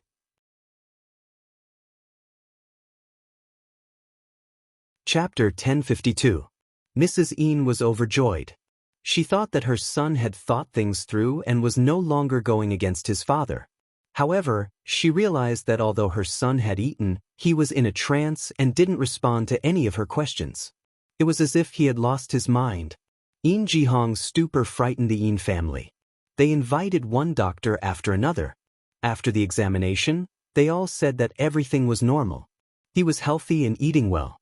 However, Yin Jihong's state was obviously not right. Just as the Yin family was considering whether to invite the doctor who had recently treated their in-law's niece and was said to be very good, Yin Jihong suddenly woke up. "Dad, Mom, what's wrong with me?" Yin Jihong, who hadn't seen Wen Jingping for nearly half a month or had any physical contact with her, only felt that his mind was in a mess. He seemed to have forgotten something, but also seemed to have forgotten nothing. He was in a daze and couldn't tell what was real and what was not. "You don't remember?" Mrs. Yin rushed to her son's bedside as soon as she heard the noise. Hearing this, she subconsciously turned to look at her husband with confusion in her eyes. "Remember what?" Yin Jihong held his head and looked around. For a moment, he still didn't understand the situation. Mrs. Yin was afraid that she would agitate him, so she asked tentatively, "Did you forget what happened recently? Did you forget why you were at home?" "At home?" These two short words seemed to have turned on a certain switch. Everything that had happened recently was stuffed into Yin Jihong's mind. Yin Jihong's expression changed from the initial confusion and discomfort to gloomy and livid. Mrs. Yin's heart skipped a beat when she saw the sudden change in her son's expression. "Jihong, are you okay?" "Mom, I'm fine." Yin Jihong thought of what he had done recently and felt a little more apologetic toward his parents. "I just suddenly woke up and remembered what happened recently. It's as if I've been possessed." Possessed? The couple was shocked. "I really don't like Wen Jingping at all. You could even say that I hate her." especially after she had such a scandal with a married woman in the crew. The statement released by Hi-E Entertainment couldn't even fool those die-hard fans, let alone those in the industry. Everyone knew what was going on in their hearts. However, they were still in the same production team, so it was not good to talk about others behind their backs. Thus, they maintained a harmonious appearance. However, under this harmonious atmosphere, how many people really looked up to these two people? In Ji-hong was a person who could not tolerate sand in his eyes. He vaguely remembered that when he first heard about this matter, he was quite sympathetic to Ding Juesi's first wife. He was extremely disgusted by this cheating scumbag and his mistress. Who would have thought that after only a few days, he would inexplicably have a good impression of Wen Jingping as if he was possessed? His reason clearly told him to stay away from this woman, but there was a voice that kept echoing in his mind, asking him to help her, pamper her, and love her. Now that he thought about it, In Ji-hong felt his hair stand on end. It was as if his body had suddenly been controlled by someone else. It was simply terrifying. Mrs. In firmly believed her son's words. She boasted that she knew her son's temperament very well. Previously, she was busy dealing with the conflict between father and son, so she didn't think too much about it. Now that her son mentioned it, she couldn't help but think about it. Could it be that you bumped into something unclean? Or did that woman feed you something strange?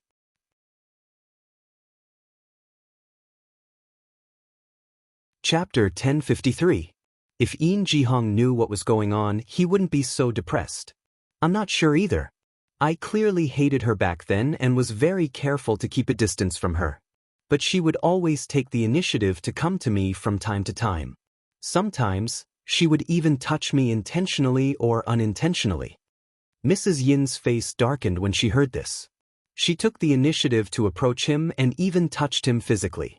This woman's thoughts were as clear as day. What a shameless vixen. Later, after some contact, it seemed like In Ji-hong's face was livid and he couldn't continue. Whenever he thought of the intimate contact he had with Wen Jingping during this period of time, he couldn't help but feel nauseous. All right. If you don't want to talk about it, then don't. Mom knows. It must be that woman's doing. Don't worry. Mom will avenge you. I won't let that woman have an easy time. Compared to Mrs. Yin's heartache, Mr. In was more rational. He looked at his son suspiciously and doubted his words. You've really thought it through and come to your senses? You didn't lie to us on purpose so that I'll let you go and run to that woman? The corner of In Ji-hong's mouth twitched. He realized for the first time that his father had such a rich imagination. Dad, don't worry. There's nothing wrong with your son's eyes. Why would he fall for a woman who seduces men everywhere? Is he worried that he's not cuckolded enough?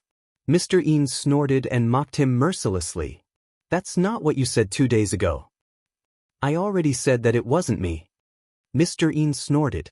He was still a little upset about his son's actions during this period of time.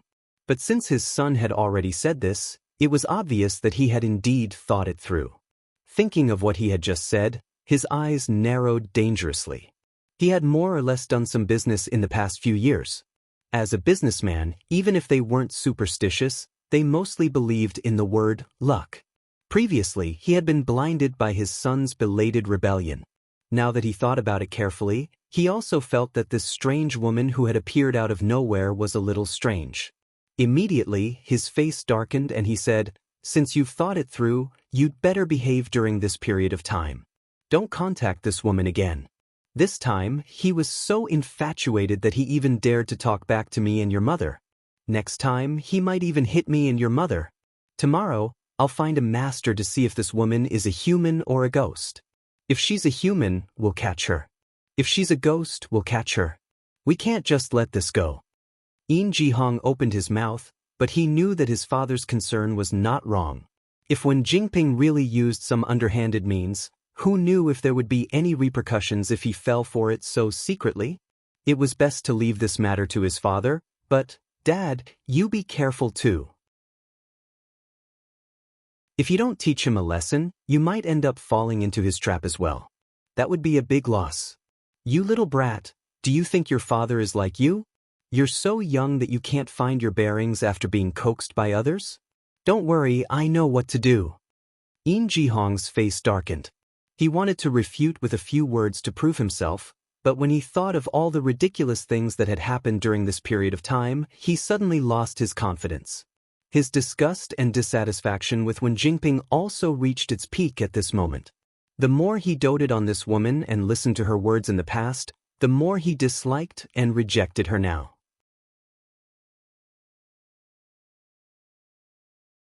Chapter 1054. It was impossible for them to meet again, but he couldn't take this lying down unless someone's reputation was ruined. What everyone didn't know was that the moment Eun Ji-hong woke up, the culprit, Wen Jingping, also felt a chill down her spine. The uneasiness in her heart reached its peak. As the male lead, Eun Ji-hong couldn't leave the set for too long during filming. However, this drama had been filming for a long time. When Eun Ji-hong was brought home by his father, he didn't have many scenes left. In addition, the Lee family was one of the investors of this drama, and the Eun and Lee families were close. Even the director couldn't stop the elders from teaching their children a lesson. Thus, they put Eun Ji-hong's remaining scenes at the end and filmed the others first. There were always more solutions than problems. Although Eun Ji-hong's departure disrupted the original filming plan, it didn't affect it much. After some adjustments, the original order was quickly restored. The only one who panicked was Wen Jingping. When Eun Ji-hong first asked for leave, she didn't realize the severity of the situation. She only thought that he had something to do at home and would be back in 2 days. In the end, Eun Ji-hong didn't come back in 2 days. Instead, she was asked to leave by the assistant director of the production team. Of course, it was Father Eun who asked the director to leave. Eun Ji-hong was fine. It was normal for male leads to hang around the set every day. This woman was just a guest actress in the drama. Her scenes were completed in less than half a month, yet she refused to leave. It was obvious that she had ulterior motives. Wen Jingping was in disbelief when she was chased away.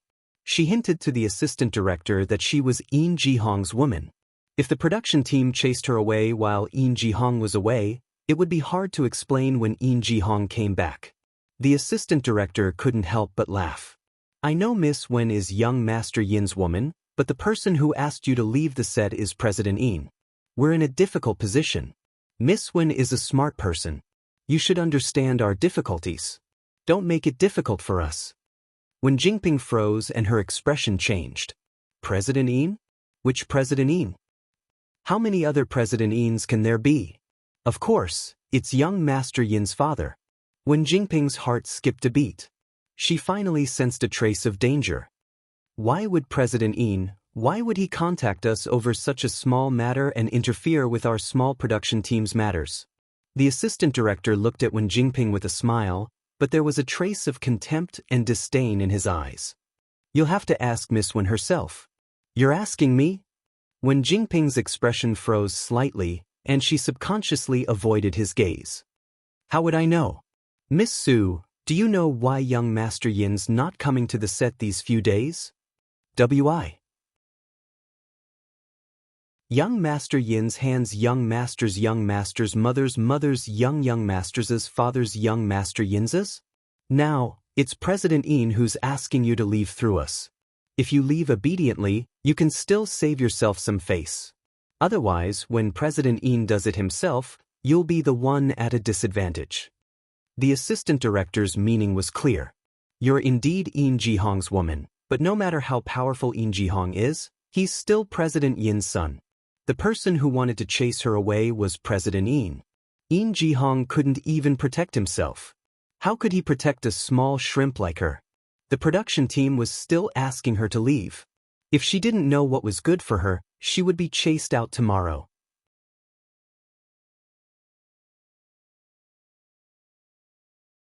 Chapter 1055.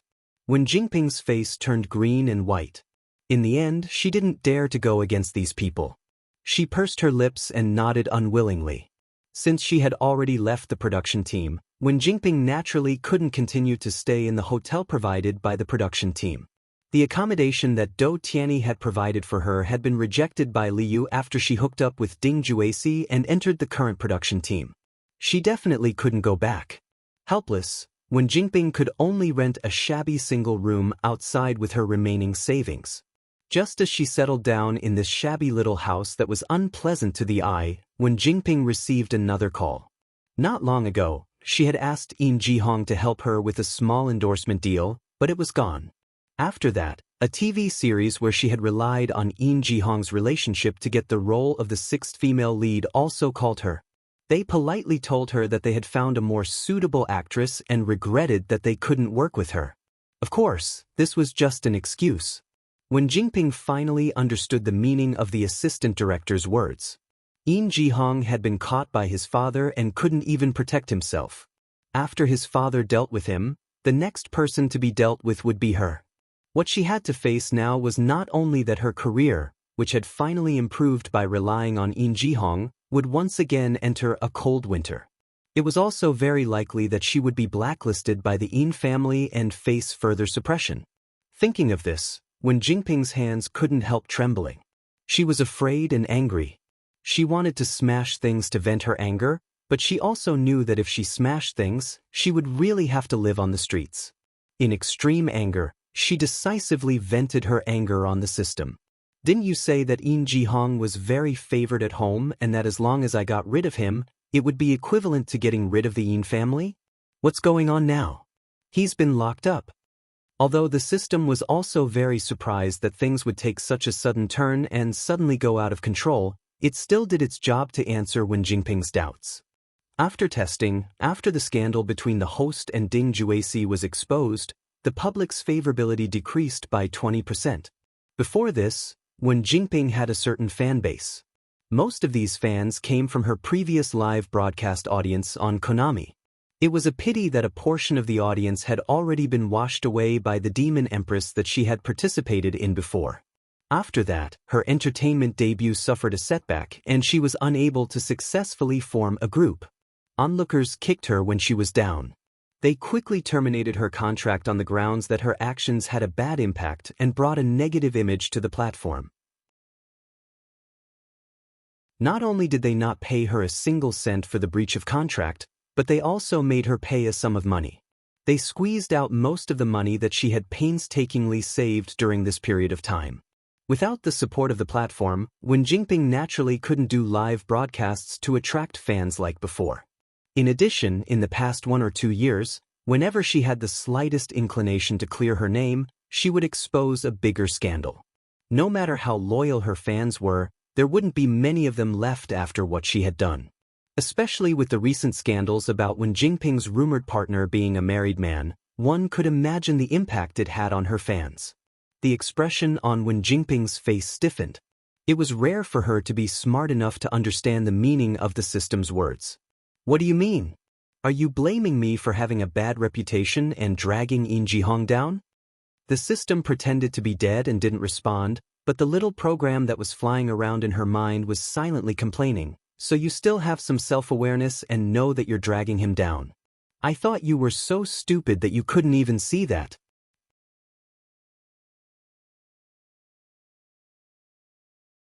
Chapter 1056. Of course, the system couldn't say this out loud, otherwise Wen Jinping would go even crazier. What do I do now?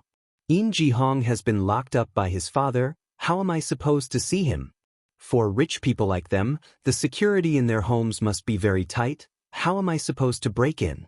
Yin Jihong's favorability towards me was so high before, he would definitely think of a way to find me, right? Once he's here, he'll definitely have a way to help me. Wen Jinping anxiously walked around in circles in the room. In the end, her eyes couldn't help but reveal a trace of hope, hoping that Yin Jihong would be able to save her from this predicament.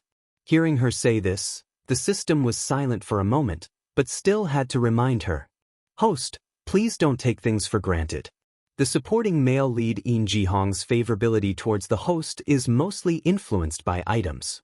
In view of the fact that the supporting male lead Yin Jihong originally didn't have a good impression of the host, in the next 2 weeks, the host must come into contact with the target and use items to strengthen the favorability. Otherwise, the effects of the items used by the host will be ineffective. Ineffective? The smile on Wen Jinping's face completely froze, so much so that it looked a bit sinister. How can it be ineffective? How can the items provided by the system be ineffective just like that? Are you playing with me? The system was very annoyed by her bombardment of questions that couldn't distinguish right from wrong. The items exchanged by the host were originally the lowest level of favorability items, so they have a certain time limit. Moreover, the target's impression of the host before using the items is already bad, so it imperceptibly affects the effectiveness of the items. If the host can maintain constant physical contact with the target for a long period of time and repeatedly use items on him, causing the target's favorability towards the host to steadily increase until it reaches a critical point, then naturally it can ensure that the target is completely captured by the host. But the key point now is that the items used by the host on the target are intermittent and not enough, and now there's no way to maintain daily physical contact with him. In the long run, the effects of the items used before will gradually become ineffective. I don't care. When Jinping was no longer in the mood to listen to the system's lengthy analysis and explanation. You didn't tell me all this back then. I spent so much effort and spent all the favorable impression points I had painstakingly accumulated on Yin Jihong. Now, you're telling me that just because he's locked up and can't have physical contact with me, there's no way for me to continue using the items on him. Everything I've done so far has been for naught. Are you toying with me? What kind of rubbish system is this? I'm going to lodge a complaint against you. Oh. The system was very cold, and its patience with Wen Jingping was wearing thin bit by bit. After replying indifferently, it fell silent and pretended to be dead. No matter how much Wen Jingping screamed, it did not make a sound. Wen Jingping threw a tantrum. When she realized that no one was paying attention to her, she collapsed to the ground. She couldn't understand why she had become like this. There were so many opportunities and so many helpers that she could easily take the shortcut and become a top person. However, every time she reached a critical moment, there would always be all kinds of problems that would push her back to the bottom of the valley. What exactly had gone wrong? Why was it like this? While Wen Jingping was puzzled, on the other hand, Su Yiyan finally heard the system notification that she wanted to hear the most. Congratulations to the host for snatching the female protagonist's golden finger plus 10 progress. Current progress is 85%. Please continue to work hard. Victory is in sight.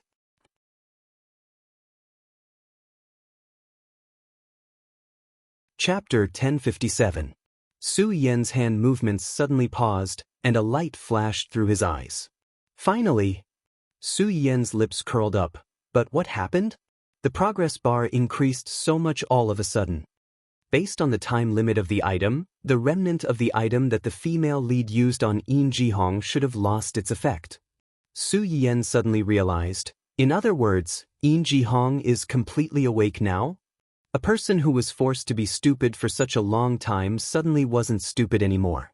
Thinking back on the stupid things he did during this period of time, it was obvious that he wished he could wash away all these stains before he transmigrated back. When Jingping staked everything on one throw and bet all her chips on Yin Jihong because she had her eyes on Yin Jihong's connections and background, which could help her quickly gain a foothold in the entertainment industry. Now that Yin Jihong was awake, everything she relied on in the past turned into a sharp weapon to hurt others. The wider the Yin family's connections were, the greater the degree of suppression Wen Jingping faced. As expected, people shouldn't be too greedy. Putting in so much effort to covet something that didn't belong to you would only suffer the consequences of your own actions in the end. Su Yiyan secretly sighed at Wen Jingping's ability to seek death, and then focused his attention on the progress bar. As the original child of the world in this world, Wen Jingping's halo as the female lead had mostly dissipated. One of the male leads that she had personally chosen had turned against her. She did not know where he had run off to, and the other did not even look at her. The supporting male leads that were supposed to be her loyal supporters and stepping stones were either instigated by Su Yiyan, or they didn't even have the chance to see her before they were cut off first. The remaining 15 points were because Wen Jingping still had the ability to find other spare tires, or the key was on Dou Tianyi? Thinking about how his progress bar overlapped with that of Hu Chenwan's male lead, Su Yiyan felt that the latter was more likely. So, If he wanted to eliminate the source of trouble and completely control his fate in his own hands, he still had to go against the bug known as Do Tianyi. Speaking of which, I haven't heard anything about Do Tianyi for a long time. She had thought that such a vengeful and ruthless character would definitely use force if soft tactics didn't work.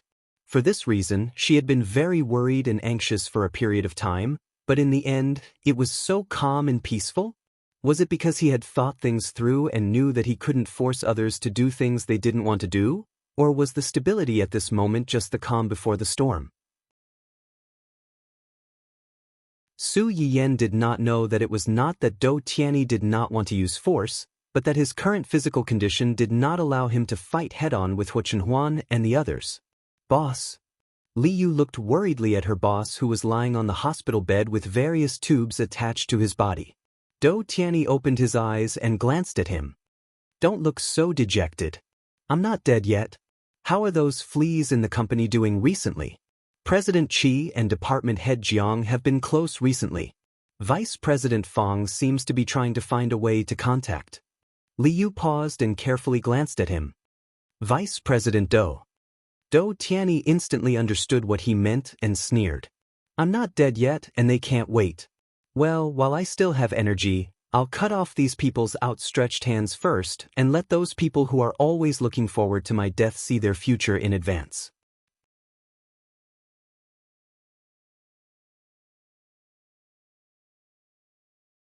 Chapter 1058. The deputy director Do that Li Yu mentioned was Do Tianyi's aunt. Back then, the Do family was in turmoil and those who were waiting for an opportunity to fight for the family property were either dead or disabled. As a married daughter, Do Tianyi's aunt was lucky not to be implicated. To this day, she still received shares and dividends from the Do family company. She was the only remaining director of the company with the surname Do other than Do Tianyi.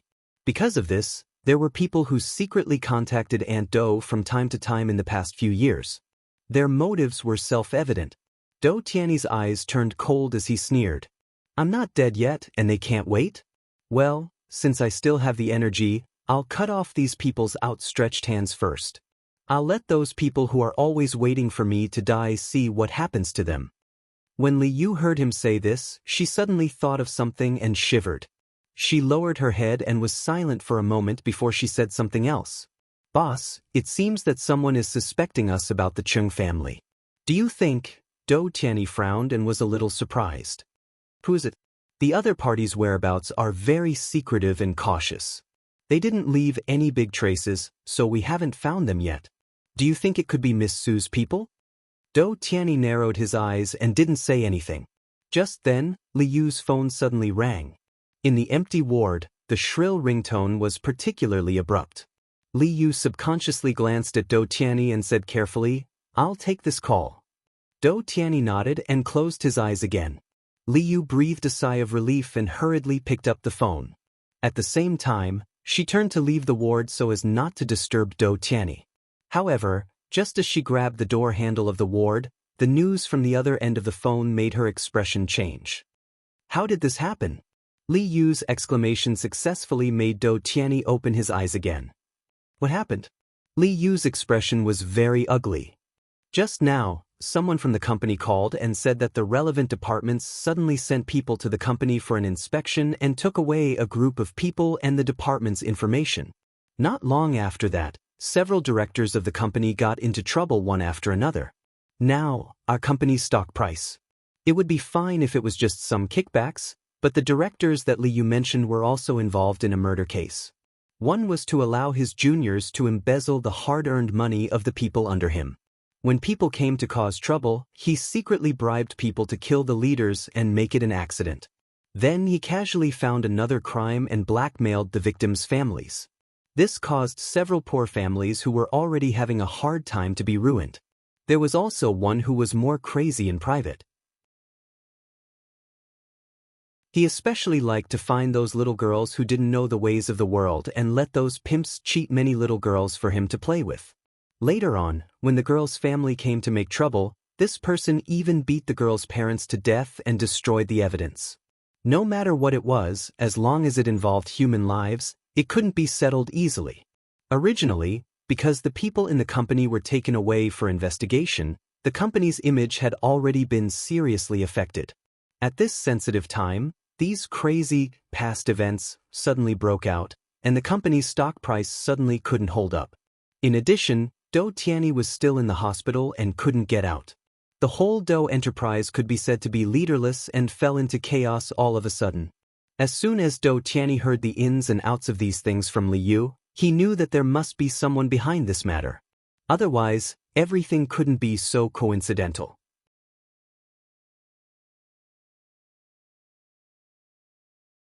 Chapter 1059. However, Do Tianyi was still unable to determine who the person behind this was.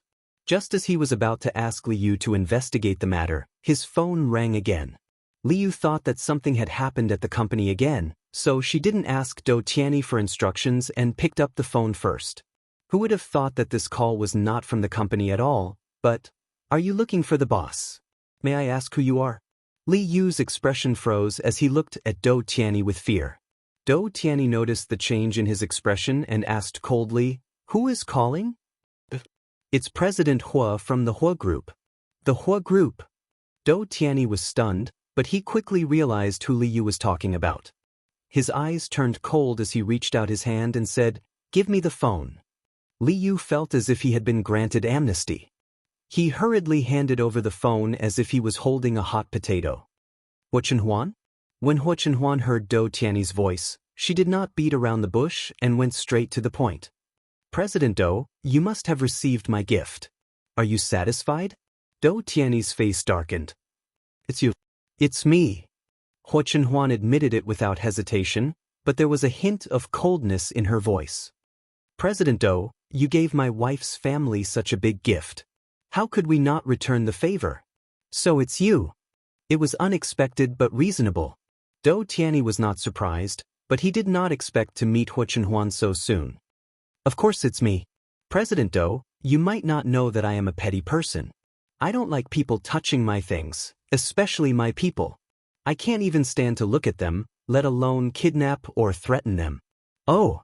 Do Tianyi raised his eyebrows and chuckled.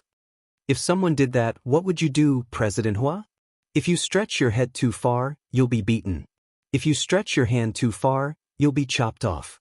Since some people don't want it, I don't mind doing it for them." Do Tianyi sneered and said, "I'm afraid Mr. Hua doesn't have that ability. Whether one is capable or not is not just a matter of words. What happened today is just the beginning. I hope you can live until the end and see if I have the ability to cut off some people's extra hands." Hua Chenhuan's words accurately pierced Do Tianyi's heart. He had racked his brains and done so many things just so that he could live well. After saying this, Hua Chenhuan didn't care about Do Tianyi's reaction and directly hung up the phone. It was as if he had called to give Do Tianyi a heads up. He wanted him to know that his revenge had begun, but there was nothing he could do but watch the building collapse. Do Tianyi obviously knew what Hua Chenhuan was thinking. His face was so gloomy that it could drip water. Li Yu, who was watching from the side, was frightened. At the same time, he secretly admired President Hua from the bottom of his heart. He hadn't seen anyone who dared to provoke his boss so blatantly for a long time. Hua Chenhuan was not afraid at all. Or rather, he had the confidence to confront the other party. As he said, the Do Group scandals one after another and the collapse of the stock was just an appetizer. He knew very well where Do Tianyi's bottom line was and how to destroy a person's bottom line. After dealing with Do Tianyi's matter, Hua Chenhuan returned home. Su Yiyan had just bathed the little guy and was busy applying moisturizer and talcum powder for him.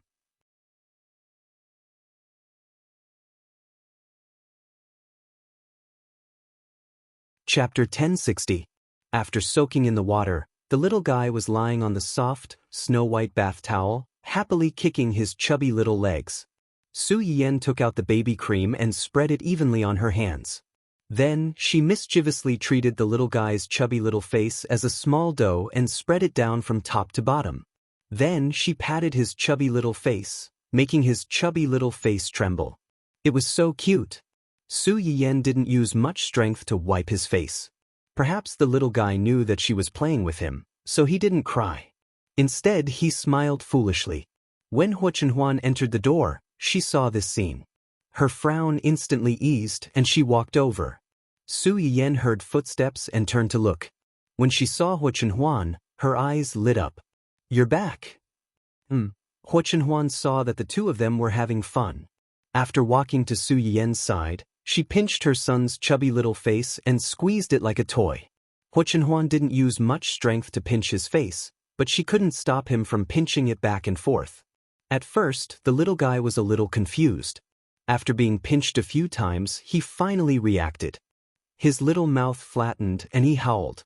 Su Yiyan saw this and squeezed Hua Chenhuan away. She picked up the child and coaxed, "Good boy, don't cry. Daddy is playing with you." That's it. The little guy had been able to make some simple syllables recently. As soon as he was held in his mother's arms, he grabbed Su Yiyan's lapel pitifully and complained about his father. Yes. Daddy is bad. Let's not play with him." Su Yiyan comforted her crying son and rolled her eyes at a certain childish person. "Why did you provoke him again? Don't I have to coax him when he cries?" Being glared at by her, Hua Chenhuan felt guilty and wronged. "I saw that you guys were having fun, so I wanted to tease him. Who knew that he couldn't take it?" When Hua Chenhuan said this, he glanced at his son. He felt that this little brat was deliberately making things difficult for him. When he was playing with his mother, he was very cooperative, but when it came to him, he cried. The difference in treatment was too obvious. When Su Yiyan heard what he said, she couldn't help but roll her eyes at him again. She thought to herself, "I'm playing with a child, and you're playing with a child. How can it be the same?" Fortunately, a child's temper came and went quickly. It didn't take long for them to forget about this little episode and play happily with Dun Dun and the others. After Su Yiyan comforted the little baby, she did not forget about her big baby. After handing the little baby to the nanny and Yuan, she turned around and hugged Hua Chenhuan's neck. "You seem to be going out a lot recently. Is there something wrong?" Hua Chenhuan held Su Yiyan's waist so that she could hang on to him better. "There is something, but it has been solved." "That's good."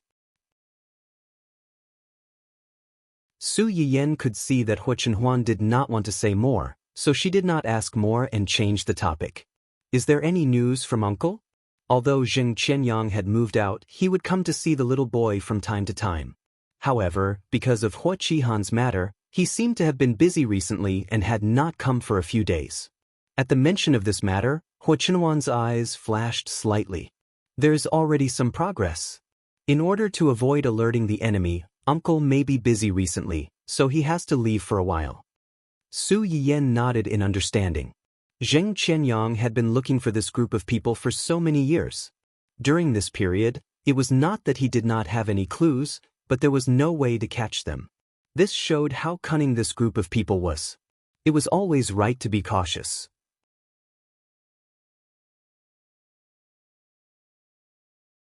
Chapter 1061. Tell him to be careful and come back early. Hua Chenhuan was no less worried about Zheng Qianyang than Su Yiyan, but he also knew that there were always some things in this world that were important enough to make people disregard life and death. Even if they knew that there would be danger, they would still do it without hesitation. "By the way, your friend?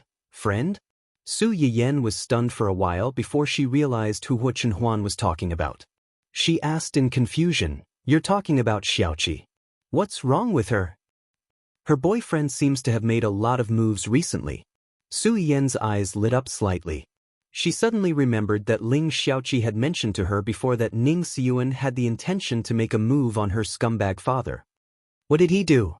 He got someone to attack his future father-in-law's company across the province, causing internal strife in the company. The stock price fell greatly, and it was like a plate of loose sand. In addition, he also got someone to fish in troubled waters and sow discord between the internal staff of the company and his father-in-law's wife. The husband and wife fought, and it was even filmed and posted on the internet, causing a heated discussion. If nothing goes wrong, he should be able to buy all the scattered shares that were sold out in a few days and become a major shareholder of that company. Although Su Yiyan was mentally prepared, she was still a little surprised. She was surprised that Ning Siyuan's actions were so fast. He did it as he said and didn't give the other party any chance to react at all. Moreover, Su Yian's impression of Ning Siyuan had always been that he was gentle, polite, gentle, and humble. She had completely forgotten that this person, as the heir of the Ning and Qi families, was simply a wolf in sheep's clothing. Xiaoqi mentioned this to me before. During the period when we went to Grandpa's place, her biological father secretly wanted to cause trouble again, but Ning Siyuan found out. Do you still remember that time when that man came to look for Xiaoqi and wanted to kidnap her against her will? At that time, it was Ning Siyuan who saved her.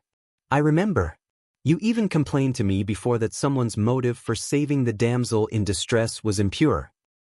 I still feel that his motive for saving the damsel in distress was impure. However, as long as he is sincerely good to Xiaoqi, it doesn't matter whether his motive is pure or not.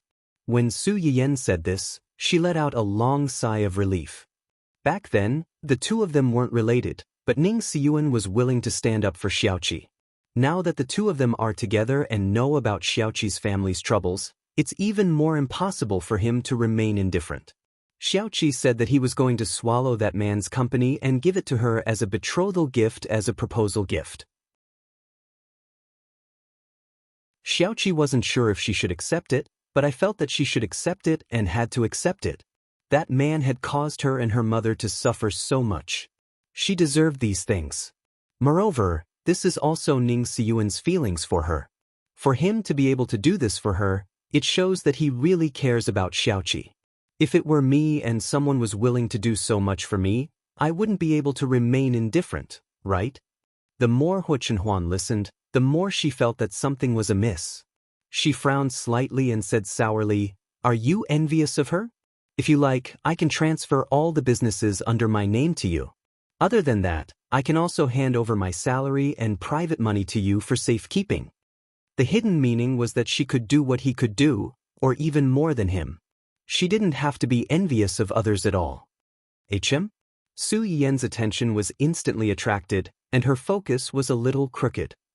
"You actually hid money behind my back." Hu Chenhuan was speechless.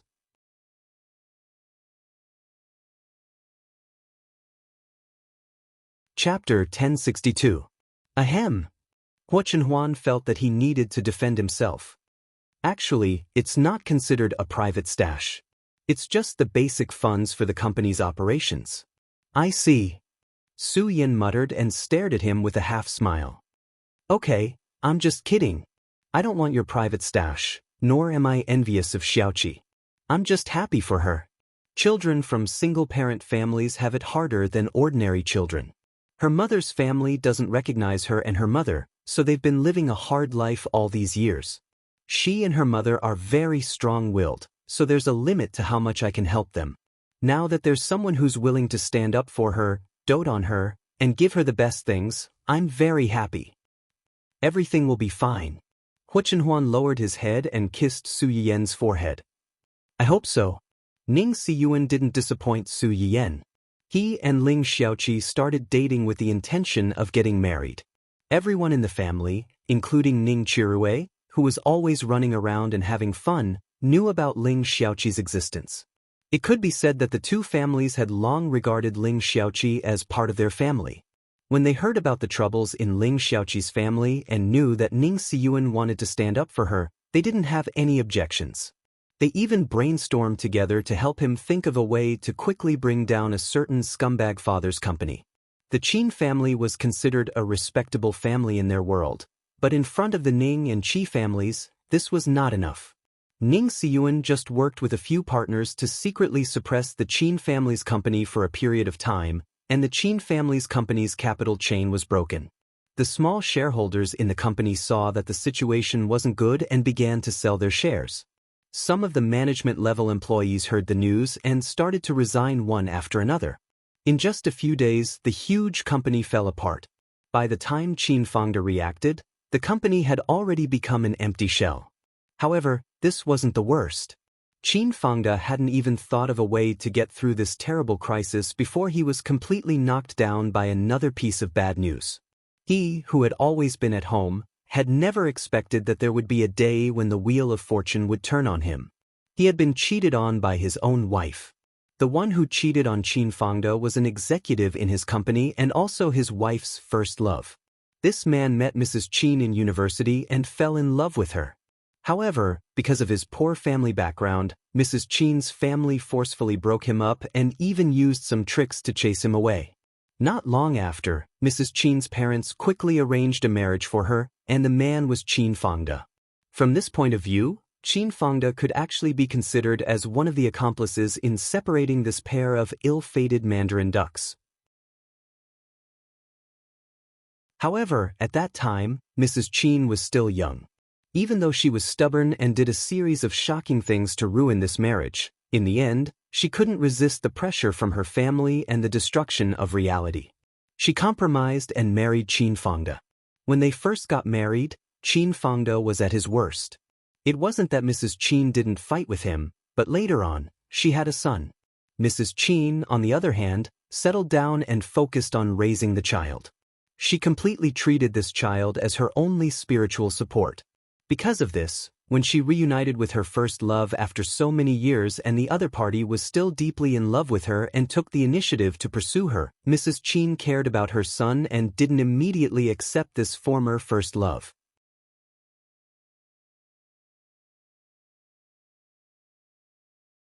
Chapter 1063. At that time, no one would have thought that Mrs. Qin's only son would die a few years later. Just look at Ling Xiaoqi's fate in her previous life. How crazy would a mother become after losing her child? Her son's death was the last straw that broke Mrs. Qin's back.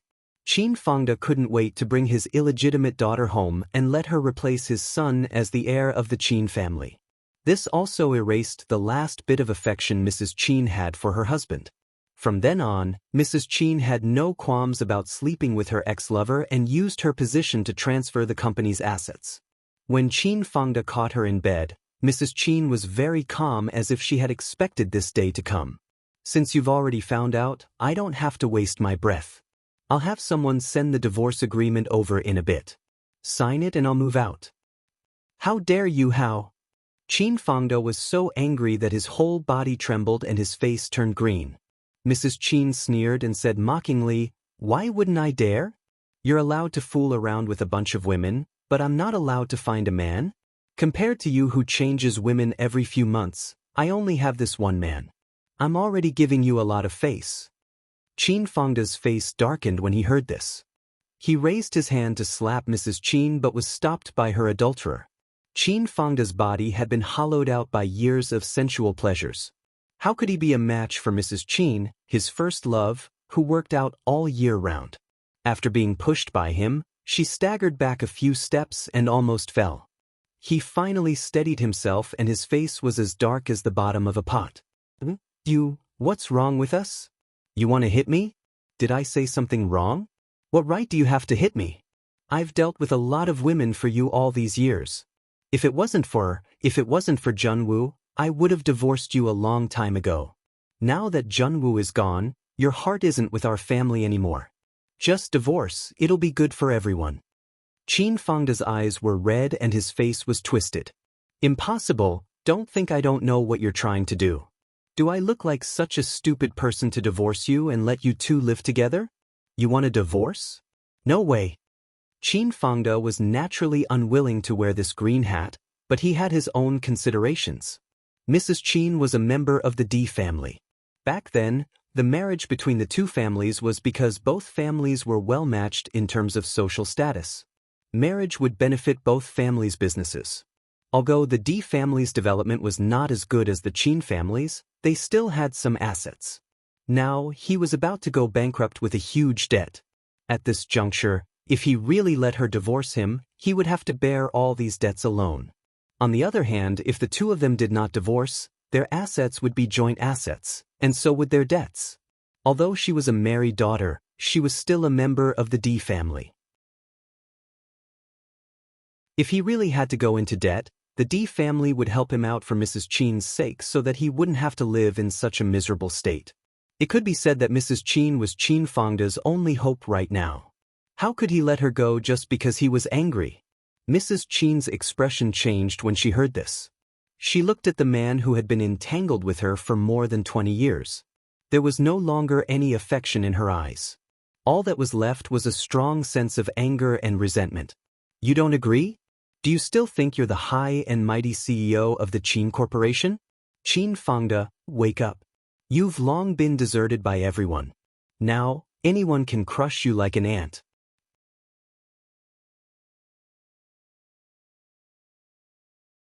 Chapter 1064. You shameless be *tis. You promiscuous be *t. Qin Fangde was a male chauvinist to begin with, so how could he tolerate a woman talking about him like that? Moreover, this woman used to depend on him. Immediately, without a care, he pounced on the tall and strong man in front of Mrs. Qin. Unfortunately, the man was prepared. When he saw Qin Fangde pouncing on him, he didn't dodge. Instead, he took the initiative and kicked Qin Fangde's chest. With a bang, Qin Fangde fell to the ground. His face was twisted in pain, and he glared at the two of them as if he was dipped in poison. He couldn't wait to tear them apart. If I'm a promiscuous b****, then you're a b****, who only thinks about the lower half of your body. Mrs. Qin looked down at Qin Fangde with indescribable coldness and disappointment in her eyes. Qin Fangde, you better understand that I'm not asking for your opinion. I'm just informing you. You better know what's good for you and obediently sign the divorce agreement. Otherwise, we have plenty of ways to deal with you. You're no longer the person in charge of the Qin Corporation that everyone fawns over. Anyone can step on a drowning dog. With that temper of yours, you've offended at least a few dozen people, if not hundreds. One spit from each of them can drown you. Not to mention, my family has long disliked you. You probably don't want those enemies of yours to know that you, Qin Fangde, are not only useless, but also have such a big cuckold on your head, right? It's embarrassing that I've been cuckolded, but if this gets out, aren't you afraid that people will say that you're shameless and fickle? Reputation is something that only the poor should consider. Just like how you've had so many women outside before, would you care about what others say? After leaving you, I'm still the young lady of the D family. No matter how much they look down on me and how much they say behind my back, they wouldn't dare to really do it in front of me. But it's different for you. Hearing this, Qin Fangde's expression changed again. Just as the person in front of him said, although he didn't openly have women outside, he didn't deliberately hide it either. For one, he didn't think it was something shameful for a man. For another, he thought that those who criticized him behind his back were just jealous of him. Moreover, those people who couldn't even make him look at them directly, no matter how bad they were behind his back, wouldn't they have to pretend to be mute in front of him? But now, he was like a tiger in a flat land. Being cuckolded wasn't something he should be proud of. These people didn't dare say anything in front of the D family, but they would definitely run to him. Qin Fangde's face turned even uglier at the thought of the possible humiliation he would suffer after this matter was exposed. Mrs. Qin saw the change in his expression, and the mockery in her eyes intensified.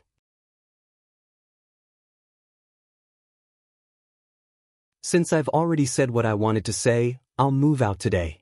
I'll give you 1 day to think about it. I want to see the divorce agreement tomorrow. Otherwise, don't blame me for being rude. I'm UBB, Qin Yan. When Su Yan heard about this, he was completely dumbfounded. Qin Fangde's wife took her old lover as her first love's lover and made Qin Fangde a cuckold? This was too unexpected.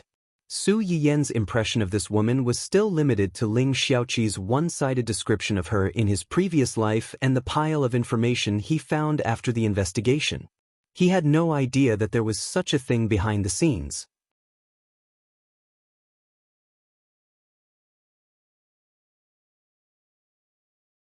Chapter 1065. That's not right. After the initial shock, Su Yiyan quickly realized that something was wrong. Didn't Mrs. Qin have an affair with Qin Fangde's brother? Where did this first love come from? Could it be that the information back then was wrong? It's not really wrong. Based on the information, Mrs. Qin was probably forced to break up with her current lover. Not long after that, her family arranged for her to meet Qin Fangde and wanted to set them up. Unexpectedly, this aroused Mrs. Qin's rebellious mentality. She didn't follow her family's arrangement to develop a relationship with Qin Fangde. Instead, she took the initiative to hook up with Qin Fangda's brother.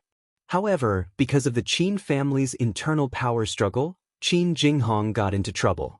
Qin Fangda was the only healthy person left in the Qin family. She had no choice but to follow her family's arrangement and marry Qin Fangda. After listening to Hua Qinhuan's explanation, Su Yan only felt shocked and ironic. Rebellious mentality? Her rebellious mentality really came late. If she was really so unwilling, she wouldn't have broken up with him back then. Who was she trying to disgust by doing this after they had already broken up? Sometimes, people were so contradictory. She had already made a choice, but because she didn't want others to think that she was weak and betrayed him first, she would cover her ears and steal the bell. Little did she know that these actions just proved that she was guilty. They divorced? They did. Her lover was quite capable. He forced Qin Fangda to spend a lot of money and didn't let Mrs. Qin suffer any losses. Su Yan snorted coldly. This is called evil people will be dealt with by evil people. This isn't the most infuriating thing. The most infuriating thing is that after the divorce, Qin Fangda found out that this adulterous couple had already started to transfer assets. After the divorce, not only did he lose most of his efforts to Mrs. Qin, but he also completely emptied his funds. In a fit of anger, he had a stroke and was hospitalized. When Su Yan heard this, she didn't know why, but she suddenly felt that it was a bit unreal. This man who had been haunting Ling Xiaoqi for more than 20 years actually had a stroke and collapsed? If he had a stroke just like that, then his company, Hua Qinhuan, didn't answer directly, but tactfully told the truth. Even if he didn't have a stroke, he couldn't keep the company. It was just that this stroke of his had unknowingly sped up the biting of the various forces. Not long after, Su Yan received news from the other side. Qin Fangda was hospitalized after a stroke, and various forces were busy carving up his company. Those mistresses who had been kept by him in the past only wanted his money and the position of the Qin family's legal wife. Now that Qin Fangda had collapsed, they couldn't wait to run away. How could they walk right into the traps? Because of Mrs. Qin's actions back then, Qin Fangda didn't have any other illegitimate children. His only daughter hated him like an enemy. After being hospitalized for a few days, Qin Fangda didn't even see a shadow of a person who came to visit him. He had to rely on the nurses for his daily needs. If it wasn't for his death at this time, it would be easy for others to use against him in the fight for the family property. Qin Fangda might not even be able to get this last bit of decent treatment. Of course, this wasn't anything to be happy about. When the fight for the family property was over, a cripple like him would be completely useless, and his good days would come to an end. Just when Su Yan thought that this family's troublesome matter would come to an end, and that Qin Fangda, who had lost all his support, would be in an incomparably miserable future, there was a huge turning point. Chapter 1066. What did you say? Qin Fangda's son's death has something to do with Mrs. Qin's lover? To be precise, it has something to do with the Qin family and her lover. Although Su Yan had guessed that Qin Fangda's son's death might have been intentional, she was still a little shocked when it was confirmed. Forget about the Qin family. Qin Fangda's son was his chosen heir. If they wanted to seize power, killing him was the best shortcut. What's up with that lover of yours? Didn't I tell you before? This lover was deeply in love with Mrs. Qin. Many years later, when they met again, he was still thinking about her and wanted to be with her. However, because Mrs. Qin cared about her son, she never agreed. Su Yan froze. So, he took her son, yet. The fastest way to get to the finish line was to get rid of all the obstacles along the way. This man wanted to get Mrs. Qin, but Mrs. Qin didn't want to accept him because of her son. Therefore, he decided to go all the way and get rid of Mrs. Qin's son. He was ruthless and stupid. He didn't realize that when he did this, he had unavoidably become a knife in someone else's hand. After Su Yan heard Hua Qinhuan's explanation, she was silent for a long time before she sneered. Deeply in love? He clearly knew that the child was a piece of flesh that fell from the mother's body, yet he was so ruthless as to kill him. Mrs. Qin probably didn't want or dare to accept such a deep love, right? As Su Yiyen said this, she seemed to realize something and asked, "Does Mrs. Qin know about this?" "She already knows." "Then she's crazy?" That's right, Mrs. Qin was crazy. This woman, who finally got a divorce certificate and thought that she could live happily ever after with her lover, suddenly found out the bloody truth and went crazy. She took a knife and stabbed her lover. Then, she took the knife and ran to see her other old lover, Qin Fangda's fourth brother, Qin Jinghong. After stabbing the two main culprits, she even drove her car to hit Qin Jinghong's two sons. Su Yiyen was dumbfounded when she heard this. She had guessed that Mrs. Qin would not let these people off easily for the sake of her son. However, she did not expect Mrs. Qin to be so crazy after finding out the truth and kill everyone on her own. He didn't give those people a way out, and he didn't give himself a way out. Oh, all dead? Her lover and Qin Jinghong are dead. Of the two sons who were hit by the car, one is in a vegetative state, and the other has a leg amputated. Su Yiyen sucked in a breath of cold air. Then Mrs. Qin, he's dead too. There was an oil leak in the car after the collision. She lit the fire herself. Su Yiyen pursed her lips and said nothing. Hua Chenhuan saw that she couldn't bear it, so she took the initiative to ask, "Do you know who revealed this to Mrs. Qin?" Su Yiyen froze and immediately realized that they must have thought of a backup plan before doing this. Moreover, it had been 2 to 3 years since the incident, so Mrs. Qin couldn't have found out by herself. Who was it? It was Qin Jinghong. Qin Jinghong? Su Yiyen's eyes narrowed. How is that possible? Why would he expose his own shortcomings? Is he crazy? Of course, he wouldn't reveal that he was the mastermind. He only accidentally revealed the truth that Mrs. Qin's son's accident was orchestrated by her lover.